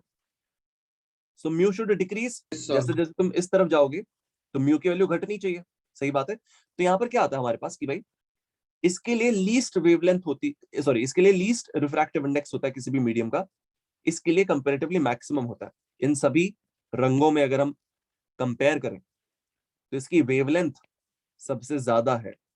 डिनोमिनेटर में सबसे बड़ा नंबर आता है तो ये क्वांटिटी सबसे छोटी आ जाती है रेड के लिए. सो रेड के लिए रिफ्रैक्टिव इंडेक्स सबसे छोटा, वायलेट के लिए सबसे बड़ा. जितना बड़ा होगा रिफ्रैक्टिव इंडेक्स उतना ज्यादा मुड़ेगी लाइट. तो कौन से रंग की लाइट सबसे ज्यादा मुड़ेगी, वायलेट की red? Violet, sir. These are वो वायलेट ज्यादा सबसे vivid ज्यादा होगा. मुड़ेगी, बिल्कुल सही बात है. तो एक काम करता हूँ यहाँ पर मैं वायलेट कलर यहाँ पर तो नहीं आएगा, चलो ब्लू से बना देता हूँ. तो यहाँ पर वायलेट सबसे ज्यादा मुड़ेगी, सबसे कम कौन मुड़ेगी? रेड. सबसे कम मुड़ेगी रेड. ऐसे एक यहाँ पर हमने रिफ्रैक्शन देख लिया. अभी बताओ इस सरफेस पे भी रिफ्रैक्शन होगा वापस से कि नहीं होगा, बताओ? Yes sir. होगा सर. अभी वापस से बेंडिंग होगी, ऐसे कुछ दिखेगा और ऐसे कुछ दिखेगा, ठीक है? तो तुम्हें क्या देखने को मिलेगा कि यहाँ पर लाल रंग की लाइट है, यहाँ पर वायलेट है, और बीच के जितने भी रंग है वो यहाँ पर तुम्हें देखने को मिलेंगे. वायलेट से ऊपर इंडिगो, फिर ग्रीन. चलो ग्रीन तो एटलीस्ट बना सकता हूँ मैं. ग्रीन यहाँ पर सर दिखेगा. रेनबो में तो इनफाइनाइट कलर्स होते हैं ना. देखो हम ऊपर ऊपर से इनको बांट सकते हैं कि भाई इस रेंज की वेवलेंथ को वायलेट कलर बोल दो, इस रेंज की वेवलेंथ को इंडिगो कलर बोल दो, इनको ब्लू कलर बोल दो, इनको ग्रीन, इनको येलो, इनको ऑरेंज एंड रेड. इस तरह से बांट सकते हैं, हाँ कि नहीं? सही बात है, जल्दी बोलो. अब नहीं देखो यस सर. तो ऐसा कुछ तुम्हें देखने को मिलता है. अब हमने ऐसा देखा है तो ये एक तरह का प्रूफ है कि हाँ भाई सभी के लिए अलग अलग रिफ्रैक्टिव इंडाइसेस हैं. लाल रंग के लिए अलग रिफ्रैक्टिव इंडेक्स है इस मटेरियल का, ब्लू के लिए अलग रिफ्रैक्टिव इंडेक्स है इस मटेरियल का. ये हमारे पास प्रूफ आ गया है, क्योंकि अलग रिफ्रैक्टिव इंडेक्स नहीं होता तो इनकी बेंडिंग अलग अलग क्यों होती है, खुल क्यों जाते, ये सेपरेट क्यों हो जाते है ना? So since they are separating, that's a proof that each color has a different refractive index, and different refractive index आ गया तो हम बोल सकते हैं इनकी स्पीड अलग अलग होंगी। जिसकी बेंडिंग ज्यादा हो रही है वो ज्यादा स्लो डाउन हो रही है, जिसकी बेंडिंग कम हो रही है वो कम स्लो डाउन हो रहा है इस मीडियम में एंटर करने के बाद। सही बात है? सर जिसका म्यू कम है उसका ज्यादा बेंडिंग है ना? जिसका म्यू ज्यादा है उसकी ज्यादा बेंडिंग, ज्यादा बेंडिंग है, ओके। म्यू ज्यादा तो ज्यादा बेंडिंग, सिंपल सी बात है। ठीक है, तो अब देखो, अब इसी चीज को मैंने अगले पेज पे लिखा हुआ है डिटेल में। तुम लोग एक काम करना, पूरी चीज को रीड करना, पहले रीड द एंटायर थिंग, फिर मैं एक बार वापस से बताऊंगा।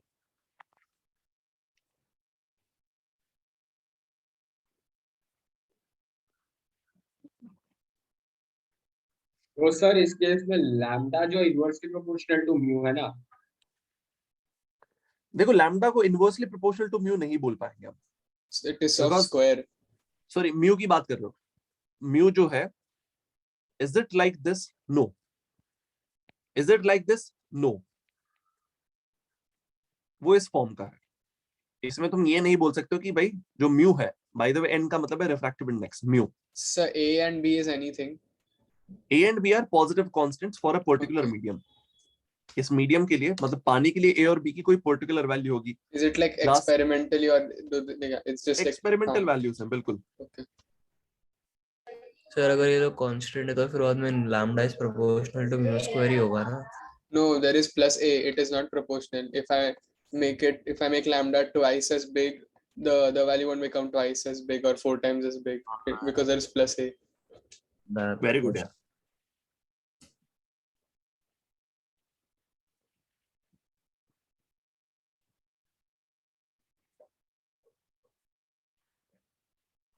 तो सर इसका मतलब वो स्पीड भी सबसे ज्यादा रेड की है ना? करेक्ट, कि भाई जैसे एक डेंसर मीडियम में ये लाइट एंटर करती है तो वैसे तो हर रंग की स्पीड घट जाती है, बट इसकी स्पीड सबसे ज्यादा घट रही है, जिसकी वजह से ये नॉर्मल की तरफ ज्यादा बेंड हो रही है। इसकी स्पीड घटती है बट बाकी रंगों के मुकाबले सबसे कम घटती है, जिसकी वजह से ये ज्यादा बेंड नहीं होती है। बेंड ये भी होती है बट बाकी रंगों के मुकाबले लीस्ट बेंड इसका आ रहा है, लीस्ट डिविएशन इसका आ रहा है। सही बात है? तो लाल रंग का डिविएशन सबसे छोटा होता है, वॉयलेट रंग का डिविएशन सबसे ज्यादा होता है। कितने लोगों को ये वाला पेज समझ में आ गया है? हाथ उठा दो। अगर नहीं समझ में आया तो प्लीज यार बोल के बताओ कौन सा वाला पार्ट नहीं समझ में आया।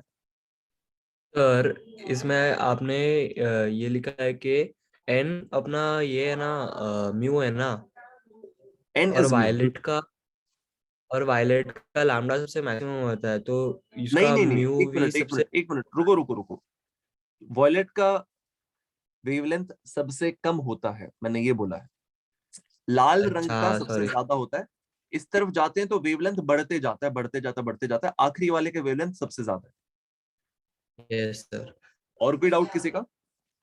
सर मेरे को वो डेविएशन वाला नहीं समझा।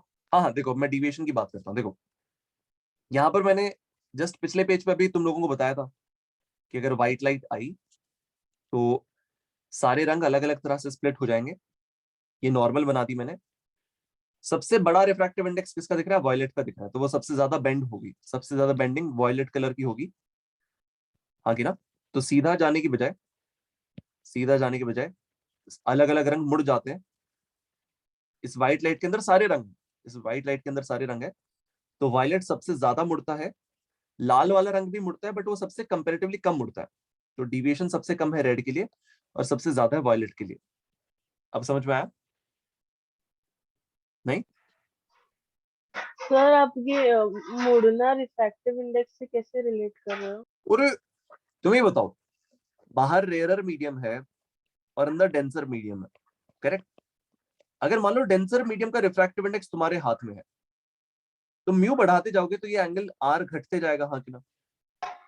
हाँ सर। तो ये सीधा जाने की बजाय नॉर्मल की तरफ और ज्यादा बेंड होगी। हाँ कि ना?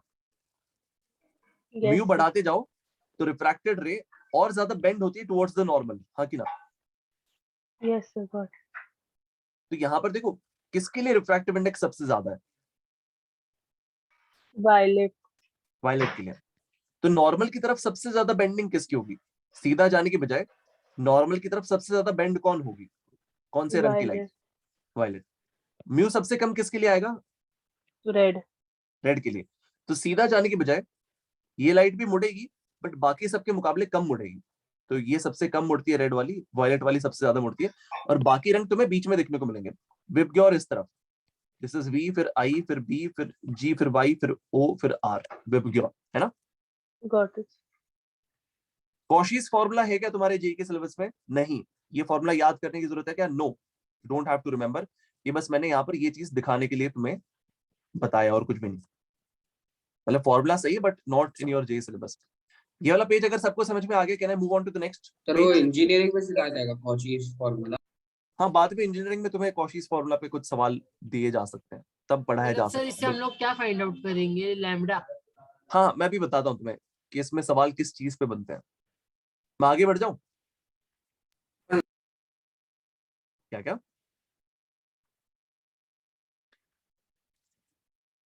इसका screenshot Cauchy's formula then in a notebook. लिख लोगे तो बढ़िया है, रिवीजन के टाइम पे तुम्हें चीजें याद आ जाएंगी थोड़ी बहुत। ये फॉर्मूला जिसको याद रहता है उसको ये वाली चीजें समझ में आ जाती है बहुत इजीली कि भाई किस वेवलेंथ का रिफ्रैक्टिव इंडेक्स कम होगा, किसका ज्यादा होगा, उनको यहाँ से इजीली मालूम पड़ जाता है। तो वैसे तो जेईई के सिलेबस में नहीं, बट इसको याद रखोगे तो आसानी होगी तुम्हें बहुत सारी जगहों पर। एनीवेज सुनो, मैं आगे बढ़ रहा हूँ। एफ क्या है? F is frequency. ओके, ठीक है, मैं आगे बढ़ रहा हूँ भाई। देखो अब क्या होता है कि यहां से लाइट आई, सीधा जाने की बजाय एक तो वो मुड़ गई, और दूसरी चीज वो यहां पर स्प्लिट भी हो गई अपने सारे रंगों में। दो चीजें हो रही है, लाइट सीधा जाने के बजाय एक तो मुड़ गई, और दूसरी चीज वो स्प्लिट भी हो गई अपने सारे रंगों में। ऐसा कुछ हो गया। इसके लिए यहां पर ऑफकोर्स व्हाइट लाइट होनी चाहिए। सिर्फ रेड कलर वाली लाइट भेजोगे, मतलब मोनोक्रोमैटिक लाइट भेज रहे हो, कोई भी कलर, कोई भी single colour, let's say green, red, blue, violet, एक पर्टिकुलर वेवलेंथ की लाइट भेजते, तो क्या उसमें स्प्लिटिंग दिखने को मिलती कि सिर्फ उसमें बेंडिंग देखने को मिलती? क्या होता है उसमें ओनली बताओ? Bending, no Bending dispersion of light. Exactly. तो उसमें सिर्फ डिविएशन देखने को मिलता, उसमें सिर्फ डिविएशन देखने को मिलता अगर मोनोक्रोमैटिक लाइट भेजता तो। उसमें कोई स्प्लिटिंग, कोई डिस्पर्जन देखने को नहीं मिलता। तो ये जो स्प्लिटिंग होती है भाई, इसी को डिस्पर्जन बोलते हैं। This splitting is called dispersion. और ये कितने से बेंड हो गए इसको बोलते हैं डिविएशन। कितने से मुड़ गई है रे ऑफ लाइट। तो देखो डिविएशन कैसे निकालते हैं मैं बताता हूँ। कि अगर मान लो व्हाइट लाइट भेजी है, अब देखो यहाँ पर रेड के लिए अलग डिविएशन आता है, येलो के लिए अलग डिविएशन आता है, वायलेट के लिए अलग डिविएशन आता है। तो हम So क्या करते max हैं? deviation minus minimum deviation is नहीं नहीं नहीं dispersion. नहीं, हाँ डिस्पर्जन अलग चीज। हाँ, डिस्पर्जन वैसे निकालते हैं, बिल्कुल सही बात है। अब सुनो, डिविएशन किसकी, मतलब deviation of this white light की बात करते हैं। ये जो व्हाइट लाइट है ये ओवरऑल कितने से डिविएट हो गई है, इसके बारे में बात करेंगे। तो यार अब तुम किसका डिविएशन कंसिडर करोगे? तुम येलो वाले का डिविएशन कंसिडर करते हो, ठीक है। तुम बोलते हो कि भाई देखो रेड और वायलेट और इन सबके बीच में हमें देखने को मिलता है कि येलो का एकदम बीच वाला डिविएशन है, एकदम बीच वाला डिविएशन देखने को मिलता है। Again that's also experimental. तो यहाँ पर हम क्या बोल देते हैं कि इस व्हाइट लाइट का अगर कोई तुमसे डिविएशन पूछ रहा है तो बाकी सारे रंगों को भूल जाओ, सिर्फ येलो वाले रंग को देखो कि येलो रंग पहले व्हाइट लाइट के अंदर ऐसे आ रहा था, सीधा जाना चाह रहा था, फिर वो मुड़ करके ऐसे चला गया, येलो वाला कलर इस तरफ चला गया। तो अभी इसका डिविएशन जो है वो निकालो, डेल्टा वाई बोल दो उसको, delta yellow, and that is called the deviation of this white light. ये जो व्हाइट लाइट आई थी उसी का एवरेज डिविएशन ये येलो कलर की लाइट के डिविएशन के बराबर होगा, हम ऐसा बोल देते हैं। फॉलो कर रहे हो? यस बोलो। सर। Yes sir. अब देखो डेल्टा का जो फॉर्मूला होता है वो होता है mu minus 1 into A, valid only if the angle of incidence is small, मतलब क्लोज टू नॉर्मल इंसिडेंस है, and angle of prism is small. तो हम वही वाला केस ले रहे हैं सर, हम बड़े एंगल्स वाला केस ले ही नहीं रहे हैं। तो देखो कोई तुमसे वॉयलेट कलर का डिविएशन पूछे तो यहाँ पर वॉयलेट कलर का म्यू इस्तेमाल करना पड़ेगा तुम्हें। कोई तुमसे लाल रंग का डिविएशन पूछे तो तुम्हें लाल रंग का म्यू इस्तेमाल करना पड़ेगा।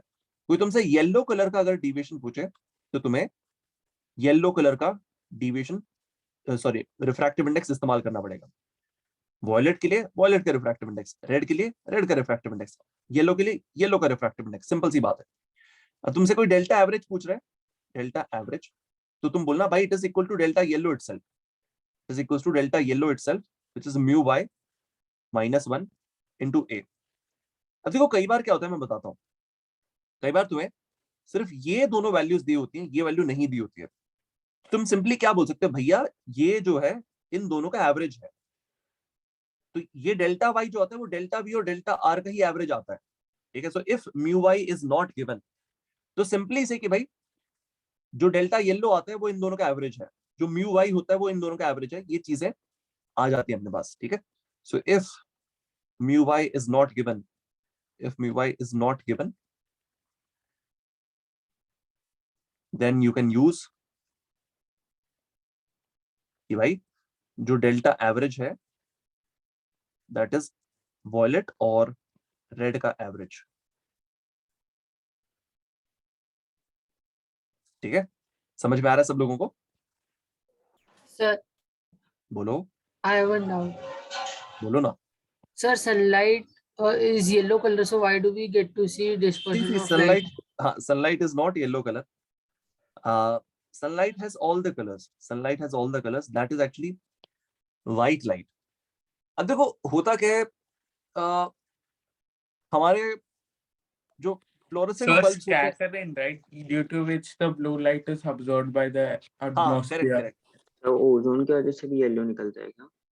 नहीं ओजोन तो बस यूवी लाइट को एब्जॉर्ब करता है, UV is anyways not in the visible range. अच्छा चलो सुनो, एक चीज बताता हूँ तुम लोगों को, जो सन से लाइट रे आ रही है, लाइट रेज आ रही है, उसमें सिर्फ विजिबल लाइट ही नहीं, उसमें सिर्फ विजिबल लाइट ही नहीं, उसमें बहुत सारे वेवलेंथ होते हैं, इंफ्रारेड, अल्ट्रावायलेट, गामा रेज, पता नहीं क्या क्या होता है भाई उसमें। हमारी आंखों को सिर्फ विजिबल वाला पार्ट ही दिखता है, हमें स्पेक्ट्रम का सिर्फ इतना हिस्सा दिखता है, बाकी हमें दिखता ही नहीं, हमारी आंखें डिटेक्ट नहीं कर पाती है, ठीक है।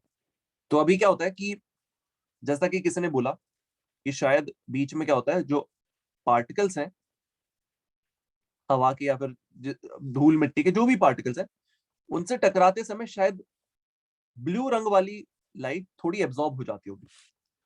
देखो तुमने अगर कभी फोन पे देखा होगा, यहाँ पर एक नाइट मोड होता है, या फिर उसको कई बार ब्लू फिल्टर भी बोल देते हैं, फोन में एक ब्लू फिल्टर होता है, देखा क्या तुम लोगों ने? यस हाँ sir, I can. Blue light, हाँ ब्लू लाइट सर कैमरा में होता है ना वो? Camera in No, screen on the में भी होता है, screen. स्क्रीन में भी होता है, तुम नहीं देखो। लाइक अरे वार्म एनीवेज कहीं पर भी होता है, सुनो कहीं सर पर भी लेंस होता है। में भी होता है। अरे मेरी बात सुनो, आगे बढ़ते हैं। ब्लू लाइट फिल्टर में क्या होता है, अगर तुम उसको ऑन कर दो तो वो तुम्हारे फोन से निकलने वाली ब्लू लाइट को थोड़ा सा कम कर देता है, उसकी इंटेंसिटी कम कर देता है, और एकदम से तुम्हें स्क्रीन थोड़ा सा येलोइश दिखने लग जाता है, आंखों को कंपैरेटिवली सूदिंग लगता है ना। तो ब्लू लाइट थोड़ा सा खत्म कर दें अगर व्हाइट लाइट में से, तो वो हल्की सी येलोइश दिखती है। यहाँ पर तुम्हारे पास प्रूफ है, तो probably that is what is happening कि भाई वो जो तुम्हारे घर तक सनरेज आ रही है, वैसे तो उसमें सारी वेवलेंथ है, बट हो सकता है बीच में कहीं पर ब्लू वाली वेवलेंथ हल्की फुल्की एब्जॉर्ब हो गई हो, तो जितनी आनी चाहिए थी उतनी नहीं आ रही है, वो 100% की बजाय शायद 95% हो गई हो अपने ओरिजिनल कॉन्सेंट्रेशन से। फॉलो कर रहे हो?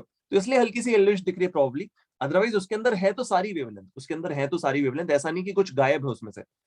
It does not have only yellow, it is all the colours, but blue का हल्का सा कॉन्सेंट्रेशन कम हो गया बीच में कहीं पर, जिसकी वजह से वो येलोइश नजर आती है। फॉलो कर रहे हो? Yes, sir.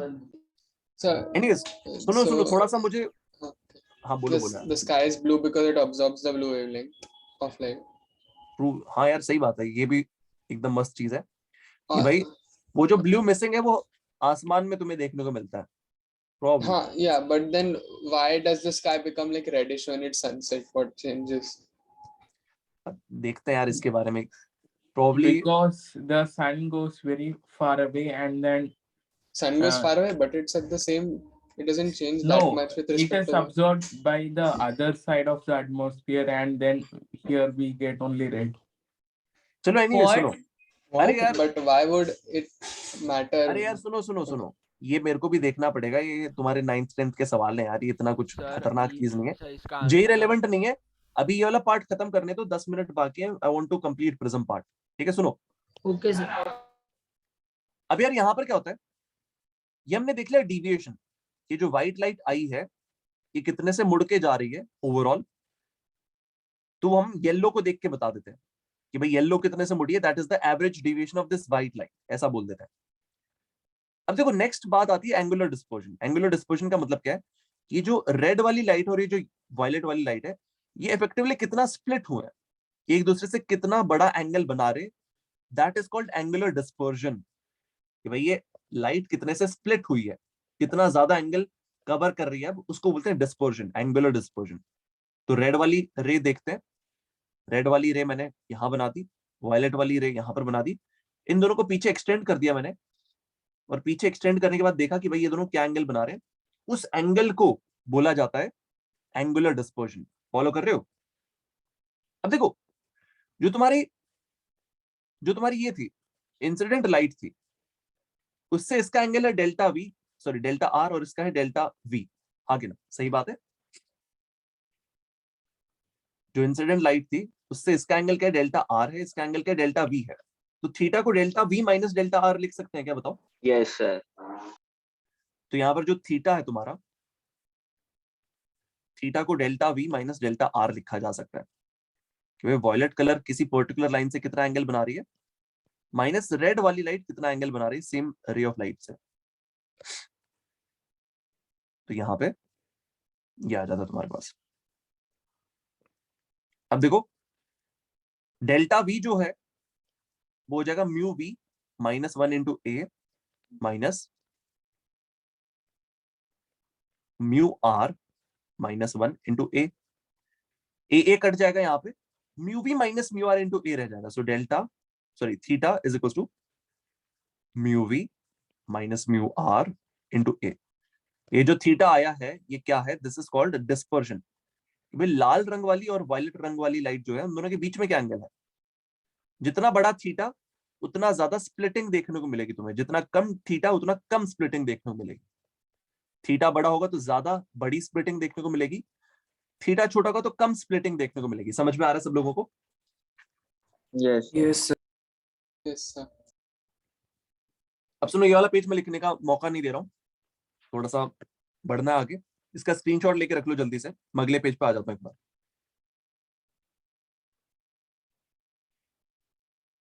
ले लिया screenshot?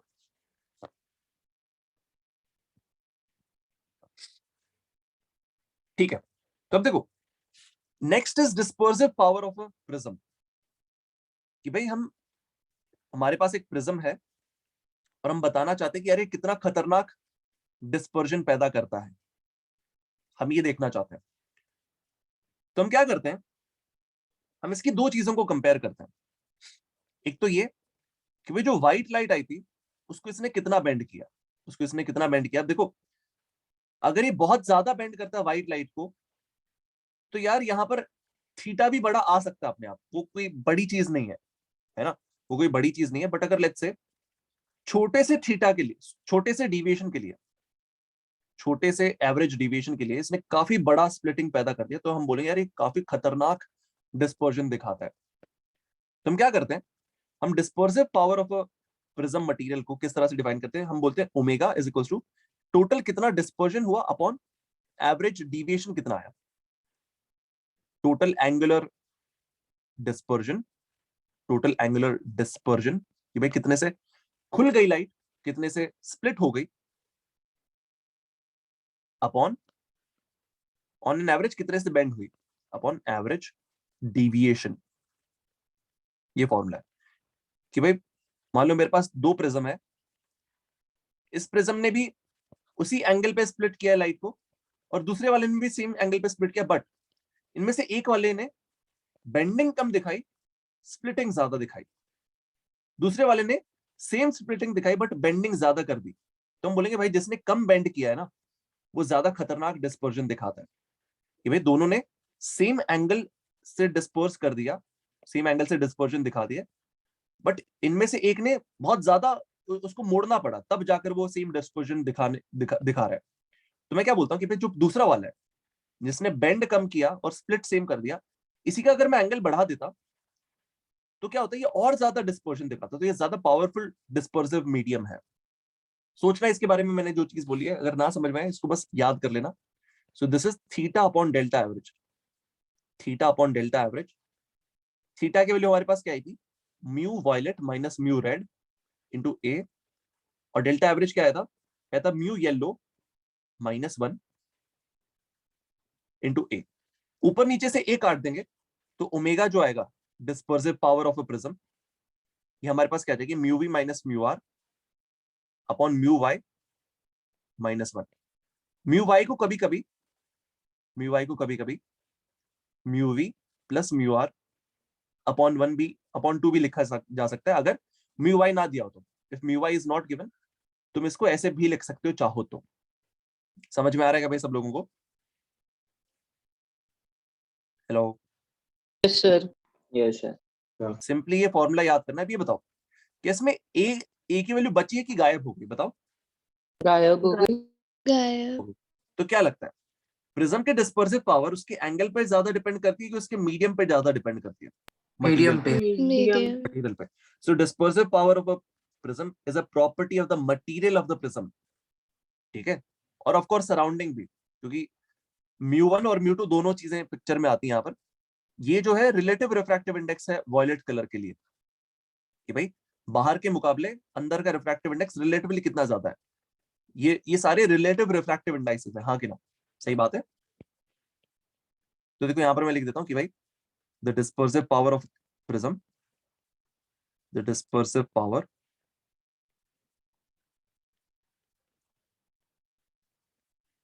of a prism is a property of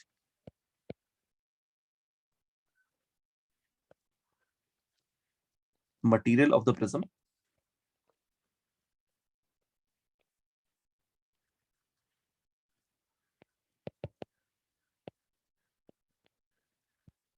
relative to surrounding।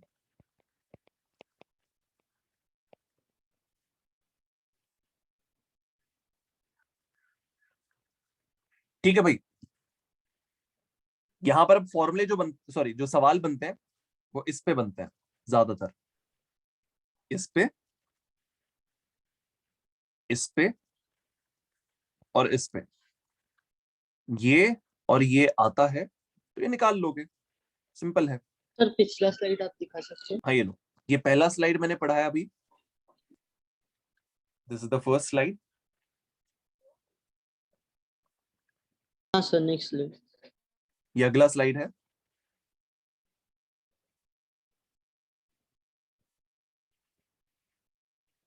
Okay, अब मैं एक सवाल करवा देता हूं बेस्ड ऑन दिस। ये रहा सवाल।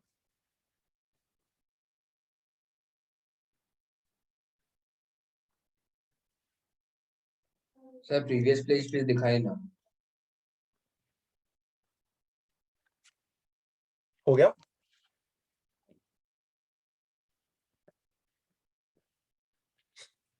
हाँ सर वो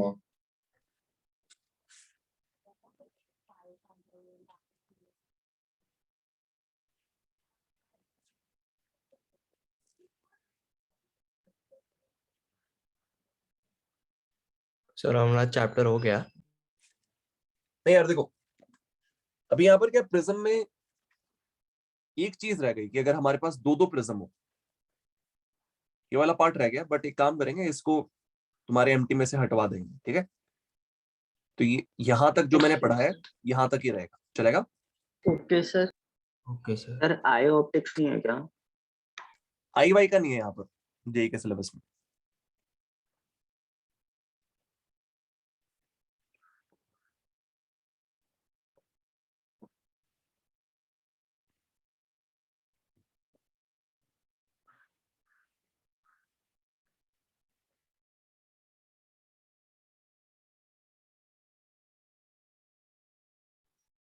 Sir,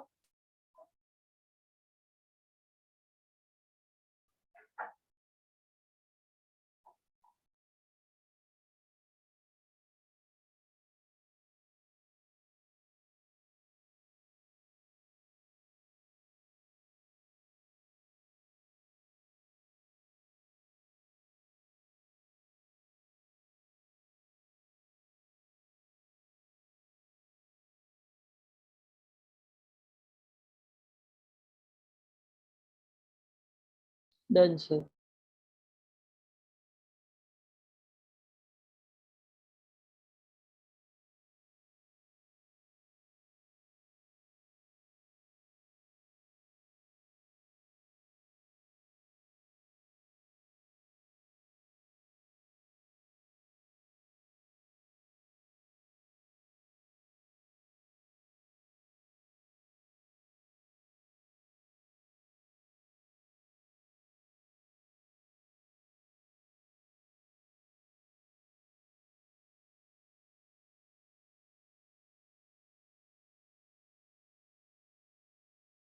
So answer chat box में भेजो।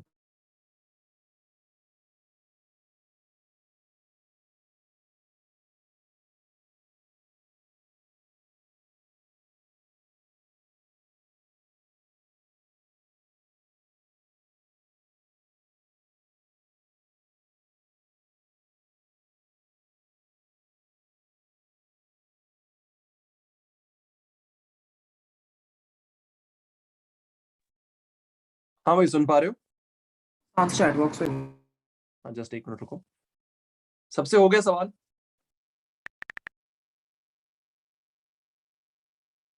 अरे हुआ कि नहीं हुआ? ओके 1.55 ठीक है। देखो मैं जल्दी से कर देता हूँ यार, सिंपल क्वेश्चन है, ज्यादा खतरनाक नहीं है। सबसे पहला वाला जो है उसमें तुम क्या बोलोगे यार, mu yellow is approximately the average of mu V and mu red. इन दोनों का एवरेज है अप्रोक्सीमेटली, तो 1.5 सॉरी 1.6 है वॉयलेट के लिए, 1.5 है रेड के लिए, 0.2 तो ये 1.55 आ जाता है। फिर जो dispersive power of the medium का फॉर्मूला है ओमेगा, वो आया था mu we minus mu r upon mu yellow plus 1। ये रहा वो फॉर्मूला। तो 1.6 -1 है ना? यस सर -1 है, -1 है सर। सॉरी करेक्ट नीचे -1 है, my bad. So 1.6 minus 1.5 divided by 1.55 -1, ये फॉर्मूला तुम्हारे पास, ठीक है। तो देखो यहाँ पर 0.1 अपॉन 0.55, इसको कैलकुलेट करोगे तो अप्रोक्सीमेटली 0.18 आ जाएगा। This is the dispersive power of the medium. सबको समझ में आया? Yes sir. तो देखो बेस्ड ऑन दिस, ये एक होमवर्क क्वेश्चन है, ये ले लेना। अब इसके आगे मैंने वैसे 2 प्रिज्म वाला लगाया होता, बट ये अभी नहीं करेंगे। तो मैं काम करता हूँ, मैं बात करता हूँ, सुनो मैं बात करता हूँ मैनेजमेंट से कि अगर 2 प्रिज्म वाला बाकी बैचेस में हुआ है कि नहीं हुआ है, एक बार मैं बात कर लेता हूँ। क्योंकि अगर बाकी बैचेस में भी नहीं होगा तो ठीक है, एमटी से हटवा देंगे। बट अगर लेट्स से किसी ने पेपर बना दिया ऑलरेडी और एमटी में है, तो मैं हल्का सा एक्स्ट्रा क्लास लेके तुम लोगों का कवर करवा दूंगा। Is it fine? सर एक डाउट सेशन रख सकते हो क्या आप? हाँ सर, वो होमवर्क 6 का भी 2 डिस्कस होमवर्क करना है। पेंडिंग है, 5 हाँ और 6। चलो मैं कोशिश करता हूँ, मैं ट्राई करता हूँ, तुम लोगों का भी टाइम टेबल देखता हूँ, अपना भी देखता हूँ, और let me try doubt session रखने की कोशिश करता हूँ। चलेगा? हाँ सर, क्योंकि मैंने आपको मैसेज भी किया था ना वो लेंसेज के लिए। ओके तो चलो ठीक आपने है, बोला मैं ट्राई था करता हूँ। चलो एनीवेज अभी के लिए ये वाली क्लास खत्म करते हैं। यहाँ तक सर का तो अच्छे से पढ़ लेना। आज वन क्वेश्चन। हाँ बोलो।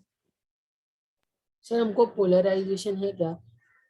देखो पोलराइजेशन बाद में आता है, जब हम वेव ऑप्टिक्स पढ़ते हैं तब आता है पोलराइजेशन। ज्योमेट्रिकल ऑप्टिक्स में नहीं आता है, मतलब रे ऑप्टिक्स में नहीं है पोलराइजेशन, बट हाँ हम पढ़ते हैं बाद में। कहाँ पे? वेव ऑप्टिक्स में पढ़ते हैं, ठीक है। तो एमटी के सिलेबस में नहीं है, ओके सर। बट जे के सिलेबस में जरूर है पोलराइजेशन। चलो ठीक है, that's it for today's class. See you guys, bye.